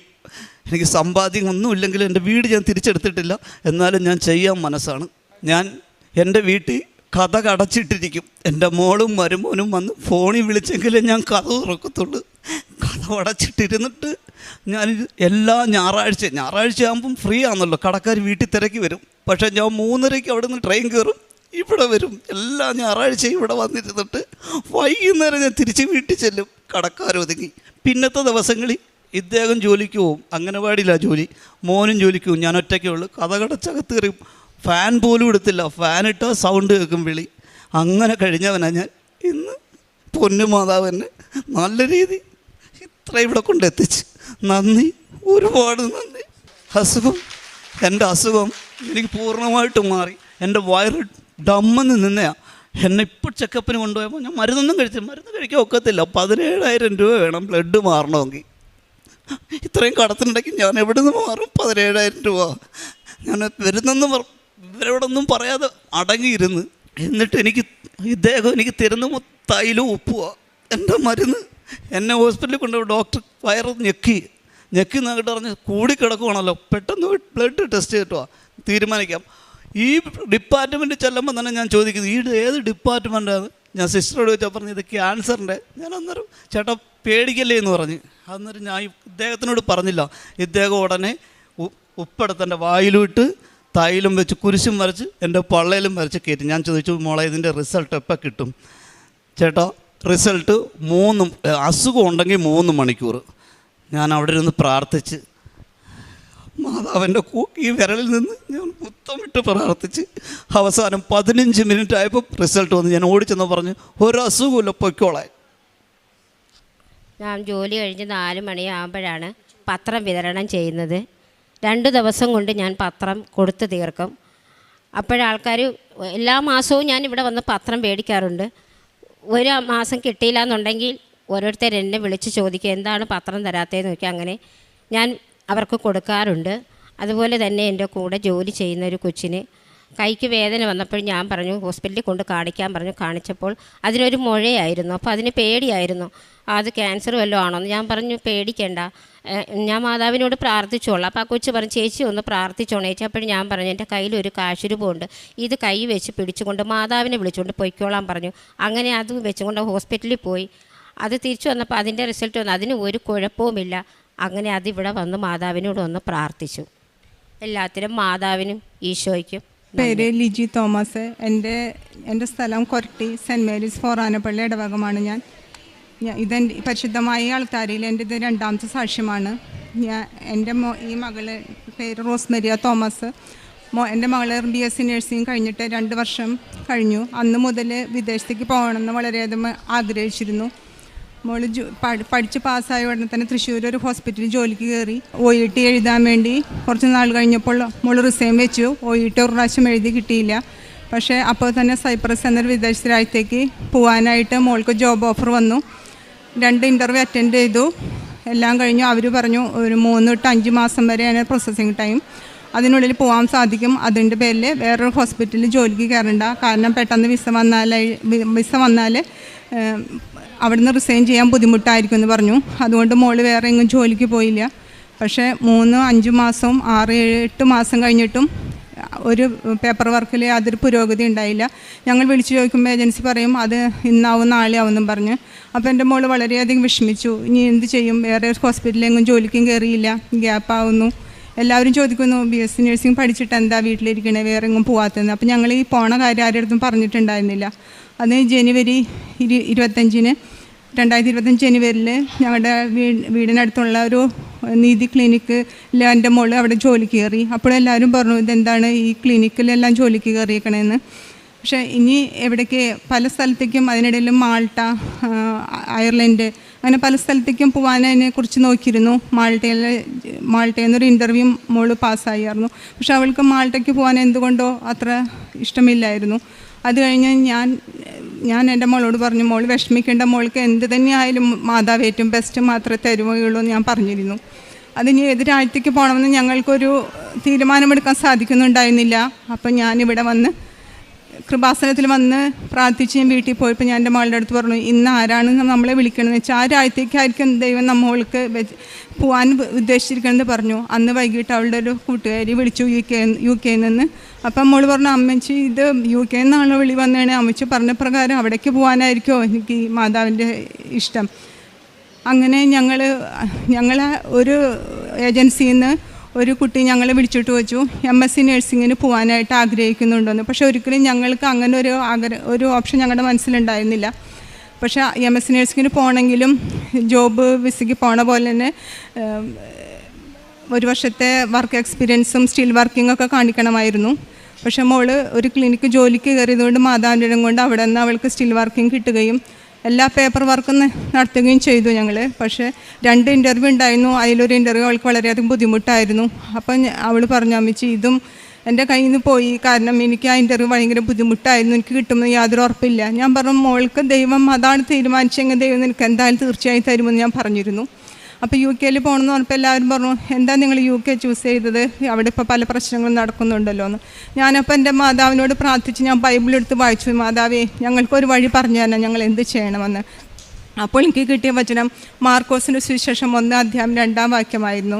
ഞാൻ നിനക്ക് മുന്നേ പോയി വഴികൾ നിരപ്പാക്കുകയും നിനക്ക് മുന്നേ പോയി വഴികൾ നിരപ്പാക്കുക, അവൻ നിനക്ക് വഴി തെളിക്കും എന്നുള്ള വചനമായിരുന്നു എനിക്ക് കിട്ടിയത്. ആ വചനം എനിക്ക് ലഭിച്ചപ്പോൾ തന്നെ ഞാൻ എൻ്റെ വീട്ടിലുള്ളവരോട് പറഞ്ഞു, ഇനി നമ്മൾക്കൊന്നും നോക്കണ്ട, നമുക്ക് മുന്നോട്ട് പോകാം, മാതാവ് നമ്മുടെ വഴികളെല്ലാം നേരെയാക്കുമെന്ന്. പക്ഷേ ആ ഇൻ്റർവ്യൂ ഭയങ്കര ബുദ്ധിമുട്ടായെങ്കിലും എൻ്റെ മോൾ അതിൽ പാസ്സായി. എല്ലാ വിസ പ്രോസസ്സിങ് എല്ലാം കഴിഞ്ഞു. ഈ സെപ്റ്റംബർ 12 എൻ്റെ മോള് UK പോവുകയാണ്. മാതാവും ഈശോയും കൂടെ ഉണ്ടാവുന്ന ഉറച്ച ബോധ്യം ഞങ്ങൾക്കുണ്ട്. അത് ദൈവം ഇത്ര വലിയ അനുഗ്രഹം ഞങ്ങൾക്ക് തന്നതിന് നന്ദി പറയുന്നു. അതുപോലെ തന്നെ ഞാനും എൻ്റെ മകളും കൂടി ചാലക്കുടി മുരിങ്ങൂർ ഹൈവേയിൽ 2 വീലറും പോവായിരുന്നു. കൃപാസനം പത്രം കൊടുക്കാനായിരുന്നു ഞങ്ങൾ പോയിരുന്നത്. പക്ഷെ ഞങ്ങൾ നിറച്ച് നല്ല തിരക്കുള്ള സമയമായിരുന്നു ആ സമയം. പക്ഷെ പെട്ടെന്ന് എങ്ങനെയാണെന്നറിയില്ല, ഞാൻ വണ്ടിയിൽ നിന്ന് തെറിച്ച് വീണു. ഹൈവേയിലായിരുന്നു ഞാൻ വീണു. മോളെങ്ങനെയൊക്കെയോ വണ്ടി അവൾ സ്റ്റോപ്പ് ചെയ്തു. അവളും കവറൊക്കെ കരഞ്ഞു. ഞാൻ തെറിച്ചു വീണു. എൻ്റെ കയ്യിൽ അപ്പോഴും കൃപാസനത്തിൻ്റെ പത്രത്തിൻ്റെ കവർ കയ്യിലുണ്ടായിരുന്നു. അവിടെ ഉണ്ടായിരുന്ന ഓട്ടോറിക്ഷക്കാരും എല്ലാവരും ഓടി വന്നു എന്നെ പിടിച്ചേൽപ്പിച്ചു. പക്ഷേ എനിക്ക് ഒന്നും ഒരു പോറൽ പോലും പറ്റിയില്ല. എൻ്റെ മോൾ അവിടെ നിന്ന് കരഞ്ഞു. അപ്പോൾ അവിടെയുള്ള എല്ലാവരും പറഞ്ഞു, വേഗം നമുക്ക് ഹോസ്പിറ്റലിൽ പോകാം. ഞാൻ പറഞ്ഞു, എനിക്ക് ഹോസ്പിറ്റലിൽ പോകേണ്ട കാര്യമില്ല, എനിക്ക് യാതൊരു പ്രശ്നവുമില്ല. ഇത് കണ്ട് എൻ്റെ കയ്യിൽ കൃപാസനത്തിലെ മാതാവിൻ്റെ പത്രം കൊടുക്കാനാണ് ഞാൻ പോകണത്. അപ്പോൾ പിന്നെ മാതാവിനെ കാക്കാതിരിക്കുമെന്ന്. അപ്പോൾ ഓട്ടോറിക്ഷക്കാരെല്ലാം പറഞ്ഞു, അത് സത്യമാണ് ഈ ചേച്ചി പറയുന്നത്, അല്ലെങ്കിൽ ഇതല്ല ഇവിടെ സംഭവിക്കാമെന്ന്. എൻ്റെ പിന്നിലുള്ള വണ്ടിയിലുള്ള ഒരു ചെറുപ്പക്കാരൻ വന്നിട്ട് വണ്ടി അവിടെ ഒതുക്കി നിർത്തിയിട്ട് പറഞ്ഞു, ചേച്ചി വീണത് കണ്ടിട്ട് എനിക്ക് കൈകാലം വരച്ചിട്ട് എനിക്ക് വണ്ടി എടുത്ത് പോകാൻ സാധിക്കുന്നില്ല എന്ന്. അത്ര വലിയൊരു അപകടത്തിൽ നിന്നും മാതാവിനെ കാത്തു. ഇത്ര വലിയ അനുഗ്രഹങ്ങൾ എനിക്കും എൻ്റെ കുടുംബത്തിന് ചെയ്തെന്ന് ഈശോ അപ്പച്ചനും പരിശുദ്ധ അമ്മയ്ക്കും 1000 നന്ദി പറയുന്നു. പ്രേക്ഷിത പ്രവർത്തനമായിട്ട് ഞാൻ എല്ലാ മാസവും കാരുണ്യ പ്രവർത്തനങ്ങൾ എൻ്റെ വീടിൻ്റെ ഒരു അനാഥാലയമുണ്ട്. അവിടെ ഞാൻ അവർക്ക് ഇടയ്ക്ക് എല്ലാ മാസമല്ല എനിക്ക് സാധിക്കുമ്പോഴൊക്കെ ഒരു നേരത്തെ ഭക്ഷണം കൊടുക്കാനും അതുപോലെ പൊതിച്ചോറ് അങ്കമാലിയിലും ആലുവയിലെല്ലാം കൊണ്ടുവന്ന് ഞാനും എൻ്റെ മകളും കൂടി കൊടുക്കാറുണ്ട്. പിന്നെ എല്ലാ മാസവും ഞാനിവിടെ വന്ന് പത്രം മേടിച്ച് പത്രവിതരണവും എല്ലാം നടത്താറുണ്ട്. ആത്മീയ ജീവിതം എന്ന് പറഞ്ഞാൽ ഞാൻ ആദ്യം ഇതിപ്പോൾ എൻ്റെ 12ാമത്തെ പുതുക്കലാണ്. പക്ഷെ ഞാൻ ഉടമ്പടിയിലായിരുന്നെങ്കിലും എല്ലാ ദിവസവും ഞാൻ ജോലിക്ക് പോകുന്നതിനും കുർബാനയ്ക്ക് പോകാനായിട്ട് എനിക്ക് ബുദ്ധിമുട്ടുണ്ടായിരുന്നു. പക്ഷേ ഈ പ്രാവശ്യം പുതുക്കി ഞാൻ പോയപ്പോൾ ഞാൻ ഒട്ടുമിക്ക ദിവസവും ഞാൻ വിശുദ്ധ കുർബാനയിൽ പങ്കെടുക്കുകയും കുംസാരിക്കുകയും ചെയ്തു. ഞാനപ്പോൾ ഈ ഉടമ്പടി പുതുക്കുന്ന സമയത്ത് ഞാൻ പറഞ്ഞിരുന്നു, മാതാവേ അടുത്ത പുതുക്കൽ ഞാൻ വരുമ്പോൾ എൻ്റെ മോൾക്ക് പോകാനുള്ള കാര്യങ്ങളെല്ലാം ശരിയാവണമെന്ന്. സെപ്റ്റംബർ 15 എൻ്റെ അടുത്ത പുതുക്കൽ. അതിക്ക് മുന്നേ സെപ്റ്റംബർ 12 എൻ്റെ മോൾക്ക് പോകാനുള്ള കാര്യങ്ങളും പരിശുദ്ധമ്മ നടത്തി തന്നു. ഈശോയ്ക്കും പരിശുദ്ധമ്മയ്ക്കും 1000 നന്ദി പറയാനായിട്ട് ഞാൻ എൻ്റെ മോളുടെ കയ്യിൽ കൊടുത്തു. ഇത്രയും വലിയ അനുഗ്രഹം തന്ന എൻ്റെ അമ്മയ്ക്ക് ഈശോയ്ക്കും കോടാനുകോടി നന്ദി. ഞാൻ BS നഴ്സിംഗ് പഠിച്ചിറങ്ങിയിട്ട് ഈ ജൂണിലേക്ക് 2 വർഷമായി. ഈ 2 വർഷത്തിനുള്ളിൽ ഞാൻ നോക്കാത്ത രാജ്യങ്ങളോ സ്ഥലങ്ങളോ ഇല്ല. എല്ലായിടത്തും ഇൻ്റർവ്യൂ ഞാൻ പാസ്സാവും. എനിക്ക് ഓഫർ ലെറ്ററും കാര്യങ്ങളെല്ലാം വരും. ഞാൻ വെയിറ്റ് ചെയ്തിരിക്കും. ഞാൻ എൻ്റെ സൈപ്രസിലെ സമയത്ത് ഞാൻ എൻ്റെ ജോബ് ഓഫർ മേടിച്ച് കഴിഞ്ഞിട്ട് 1 ലക്ഷം രൂപ കൊടുത്തിരിക്കുകയായിരുന്നു ഏജൻസിക്ക്. അടുത്തതായിട്ട് മെഡിക്കലും വിസയും മാത്രമേ ഉള്ളൂ എന്നും പറഞ്ഞ് ഞാൻ വെയിറ്റ് ചെയ്തിരുന്നത് 9 മാസമാണ്. അതിനുള്ളിൽ ഓരോ തവണയും അവർ വിളിക്കുമ്പോൾ അവർ പറയും അടുത്ത മാസം ശരിയാവും പറഞ്ഞു. ലാസ്റ്റ് എനിക്ക് ഒരു പ്രതീക്ഷ ഉണ്ടായില്ല. അപ്പം ഞാൻ അമ്മയുടെ അടുത്ത് പറഞ്ഞു, അമ്മ എല്ലാ തവണയും കൃപാസനത്തിൽ പോകണതല്ലേ, അമ്മയുടെ മാതാവ് എന്നെ ഈ തവണയും പറ്റിച്ചു. ഇനി അമ്മ വിളിച്ചാലും ഞാൻ വരില്ല. അത്രയും നാൾ ഞാൻ എന്നും അമ്മയുടെ കൂടെ പേപ്പർ കൊടുക്കാൻ പോകാറുണ്ടായിരുന്നു. ഇനി ഞാൻ പറഞ്ഞു, ഇനി ഞാൻ കൊടുക്കൂല. എൻ്റെ ഒരു കാര്യം ശരിയാവാണ്ട് അമ്മ പറയണ ഒരു കാര്യം ഞാൻ കേൾക്കൂല, ഇതൊന്നും ഞാൻ ചെയ്യില്ല എന്ന് പറഞ്ഞിട്ടുണ്ടായിരുന്നു. പക്ഷേ അതൊക്കെ പോയി അമ്മ എപ്പോഴും പറയാറുണ്ടായിരുന്നു, എനിക്ക് ഏറ്റവും നല്ലതായിരിക്കും മാതാവ് തരണേന്ന്. പക്ഷേ എനിക്ക് അപ്പോഴും വിശ്വാസമൊന്നും ഉണ്ടായിരുന്നില്ല. ഞാൻ എപ്പോഴും അമ്മേനെ കുറ്റം പറയും, അമ്മേനെ കളിയാക്കും. എവിടെ പോയി അമ്മയുടെ മാതാവ്, എന്നും പോണതല്ലേ, എന്നിട്ട് എന്ത് കാര്യമുണ്ടെന്നൊക്കെ ഞാൻ എൻ്റെ അമ്മയുടെ അടുത്ത് ചോദിക്കാറുണ്ടായിരുന്നു. അത് കഴിഞ്ഞ് ഏജൻസിയിൽ നിന്ന് 1,00,000 രൂപ കൊടുത്തുകൊണ്ട് അവരെന്നോട് പറഞ്ഞ ഒരു റീഫണ്ട് ചോദിച്ചപ്പോൾ അവർ പറഞ്ഞു തരില്ല എന്ന് തന്നെ അവരെൻ്റെ അടുത്ത് നോക്കി പറഞ്ഞത്. ഞാനും എൻ്റെ കൂടെയുള്ള വേറൊരു കുട്ടി ഞാൻ തീരുമാനിച്ചു, എൻ്റെ പാപ്പ കുറേ കഷ്ടപ്പെട്ട് എനിക്ക് ഉണ്ടാക്കി തന്ന പൈസയാണ്, ഞാൻ അത് മേടിച്ചെടുക്കും ഞാൻ മനസ്സുകൊണ്ട് തീരുമാനിച്ചിട്ടുണ്ടായി. ഞാൻ അവർ കുറേ വട്ടം വിളിച്ചു, അവർ തന്ന മെയിലിലേക്കൊക്കെ മെയിൽ ചെയ്ത് ചോദിച്ചു. പക്ഷെ അവർ പറഞ്ഞു ഇപ്പം തരാൻ പറ്റില്ല, ഈ പൈസ മുഴുവൻ അവിടുത്തെ നഴ്സിംഗ് രജിസ്ട്രേഷൻ എടുത്തു എന്നാണ് പറഞ്ഞത്. ഞാൻ എന്നും കരഞ്ഞു പ്രാർത്ഥിക്കുമായിരുന്നു, എൻ്റെ മാതാവേ അത് വെറുതെ ഉണ്ടാക്കിയ പൈസയല്ല, എൻ്റെ പപ്പയുടെ കഷ്ടപ്പാടും എൻ്റെ എന്താ പറയുക വേർപ്പിൻ്റെ പൈസ അതെനിക്ക് തിരിച്ച് കിട്ടിയേ പറ്റുള്ളൂ എന്ന് പറഞ്ഞു. അങ്ങനെ അവർ തരില്ല എന്ന് പറഞ്ഞ ഏജൻസിക്കാർ തന്നെ അതിൽ അവർ കുറച്ചൊരു എമൗണ്ട് പിടിച്ച് ബാക്കി പൈസ 65,000 രൂപ എനിക്ക് തിരിച്ച് കിട്ടി.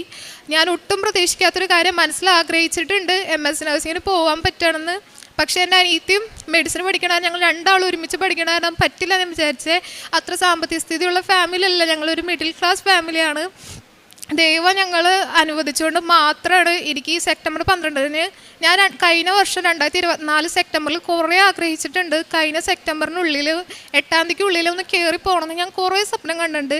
ഞാനെൻ്റെ പാസ്പോർട്ടായിട്ട് എൻ്റെ പള്ളിയിൽ ചെന്നിട്ട് മാതാവിൻ്റെ അടുത്ത് പോയി ഞാൻ കരഞ്ഞ് പ്രാർത്ഥിച്ചിട്ടുണ്ട്. എനിക്ക് സെപ്റ്റംബറിൽ എങ്ങനെയെങ്കിലും കയറിപ്പോയേ പറ്റൂ. എങ്ങനെയാണെന്നൊന്നും എനിക്കറിയില്ല. പക്ഷേ എനിക്ക് UK പോകണം ഞാൻ വെറുതെ പറഞ്ഞിട്ടുണ്ട്. ഇന്ന് എൻ്റെ സമയത്തല്ല, മാതാവിൻ്റെ സമയത്ത് 2025 സെപ്റ്റംബറിൽ 12-ാം തീയതി ഞാൻ വൈകിട്ടത്തെ ഫ്ലൈറ്റിൽ UK പോവുക. എങ്ങനെയാണെന്നൊന്നും എനിക്കറിയില്ല. ഇത്രയും തന്ന മാതാവിന് ഈശോയ്ക്കും കോടാനുകൂടി നന്ദി. 126-ാം സംഖ്യ. ആദ്യമായി ഇന്ന് നീനുവിനോടൊപ്പം ഈ അവസ്ഥയിലൂടെ നിൽക്കാൻ സാധിച്ചതിന് അമ്മ മാതാവിനും ഈശോയ്ക്കും 1000 നന്ദി പറയുന്നു. എൻ്റെ പേര് ജിറ്റോ. ഞങ്ങൾ കോട്ടയം ജില്ലയിൽ മുണ്ടക്കയം എന്ന സ്ഥലത്തു നിന്നാണ് വരുന്നത്.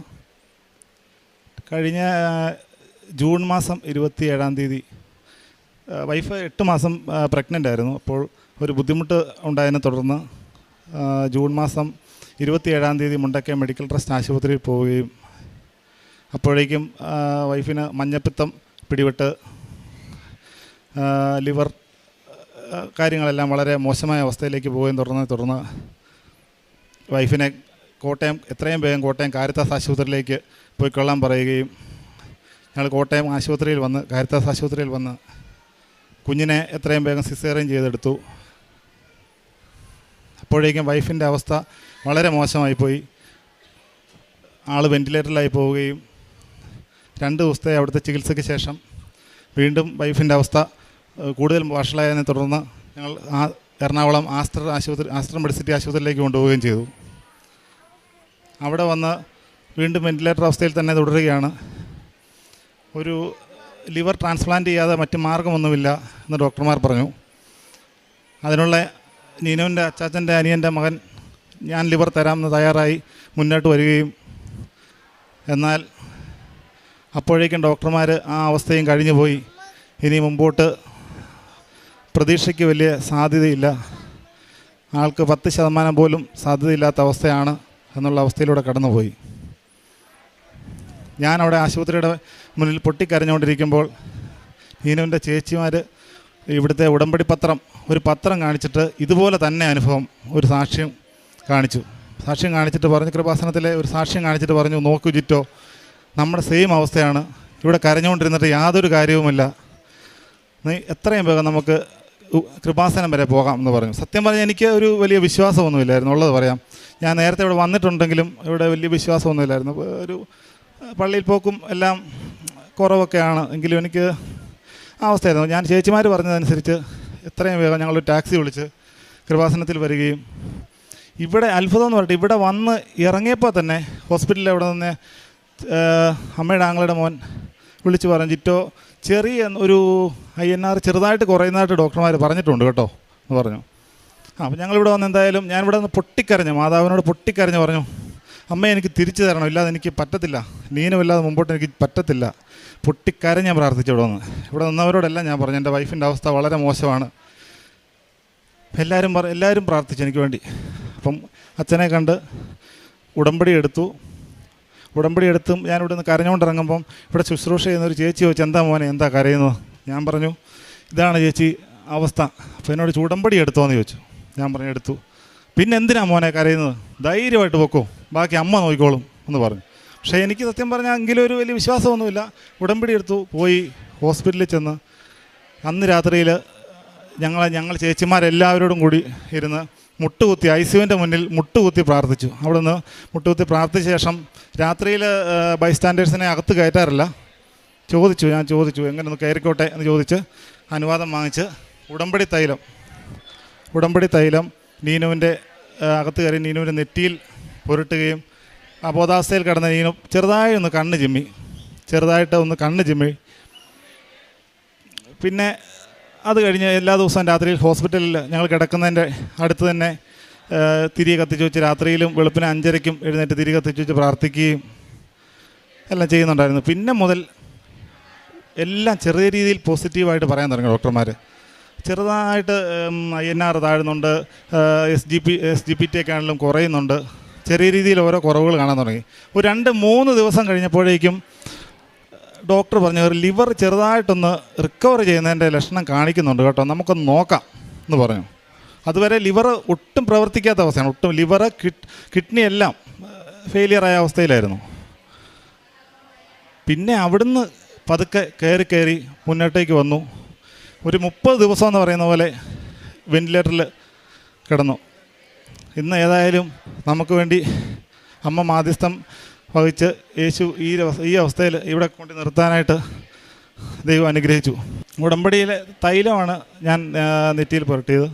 തൈലം നെറ്റിയിൽ പുരട്ടി അതിനുശേഷമാണ് ഒരു മാറ്റം ഉണ്ടായതും ഇന്ന് ഈ അവസ്ഥയിൽ നീനുവിനെ തിരിച്ചു കിട്ടാനായിട്ട് ദൈവം അനുഗ്രഹിച്ചത്. മാതാവിനും ഈശോയ്ക്കും 1000 നന്ദി പറയുന്നു. ഈ അവസ്ഥയിൽ കിടന്നതാണ് ആൾ. കൃപാസന പത്രം വാങ്ങിച്ചുകൊണ്ട് പോയിട്ട് ഹോസ്പിറ്റലിലാണെങ്കിലും ICUവിൻ്റെ മുമ്പിൽ ഒരുപാട് പേര് കരഞ്ഞുകൊണ്ട് നിൽക്കുന്ന ആൾക്കാർക്ക് ഞാൻ ഇതുകൊണ്ട് കൊടുത്തു ഞാൻ പറഞ്ഞു എൻ്റെ മനസ്സ് തകർന്നിരിക്കുവാണ്, എങ്കിൽ പോലും ഞാൻ പറഞ്ഞു വിഷമിക്കണ്ട, ഒന്ന് പ്രാർത്ഥിക്കുക, അമ്മ നോക്കിക്കോളും എന്നൊക്കെ പറഞ്ഞ് ഞാൻ പലരുടെ അടുത്ത് പോയി പത്രം കൊടുക്കുകയും കാര്യങ്ങളൊക്കെ ചെയ്തു. ഹോസ്പിറ്റലിൽ ഒരുപാട് പേരെ ആശ്വസിപ്പിക്കുകയും കാര്യങ്ങളൊക്കെ ചെയ്തു. അതുപോലെ ഞാൻ യൂട്യൂബിലുള്ള ഈ പ്രാർത്ഥനകളും ഇവിടുത്തെ കൃപാസനത്തിലെ പ്രാർത്ഥനയൊക്കെ അവിടെ ഇരിക്കും സമയത്ത് കേൾക്കുമായിരുന്നു. ബൈബിൾ ഇടയ്ക്ക് വായിക്കുമായിരുന്നു. ബൈബിളൊന്നും സത്യം പറഞ്ഞാൽ നേരത്തെ വായിച്ചിട്ട് പോലുമില്ല. അവിടെ ഹോസ്പിറ്റലിൽ അത് അമ്മാവൻ എനിക്കൊരു ബൈബിൾ വാങ്ങിച്ചു തന്നു. അവിടെ ഇരുന്ന് ബൈബിൾ വാങ്ങിക്കുക, പ്രാർത്ഥിക്കുക, അങ്ങനത്തെ കാര്യങ്ങളൊക്കെ ചെയ്തു. എന്തായാലും ദൈവത്തിൻ്റെ ഒരനുഗ്രഹം കൊണ്ട് ഈ അവസ്ഥയിൽ ആളെ ഇവിടെ തിരിച്ചു കിട്ടി. മാതാവിനും യേശുവിനും 1000 നന്ദി പറയുന്നു. കൃപാസന മാതാവിന് വളരെയധികം നന്ദി പറയുന്നു. അതുപോലെ ഈശോയ്ക്കും ഒത്തിരി നന്ദി. നീനുവിന് ശരിക്കും അവസ്ഥയൊക്കെ മനസ്സിലായി വരുന്നതേ ഉള്ളൂ, ഓർമ്മയൊക്കെ ആയി വരുന്നതേ ഉള്ളൂ. ആശുപത്രി കിടന്ന കാര്യങ്ങളൊന്നും ഓർമ്മയില്ല. കാരണം അതെല്ലാം നമ്മൾ പറഞ്ഞ് മനസ്സിലാക്കിക്കൊണ്ട് വരുന്നതേ ഉള്ളൂ. 1 മാസം കിടന്നതായിട്ടൊന്നും ആൾക്കറിയില്ല. അങ്ങനെ അപ്പോൾ എല്ലാം പെട്ടെന്ന് ഒരു ദിവസം ആശുപത്രി കയറിയതൊന്നും അറിയില്ല. പ്രഗ്നൻ്റ് ആയിരുന്നുള്ള കാര്യങ്ങൾ പോലും മറന്നുപോയി, എല്ലാം തന്നെ മറന്നുപോയി. ഇപ്പം കാര്യങ്ങളെല്ലാം ഓർത്തോർത്ത് വരുന്നു, എല്ലാം ആയി വരുന്നു. അതുകൊണ്ട് എല്ലാത്തിനും മാതാവിന് 1000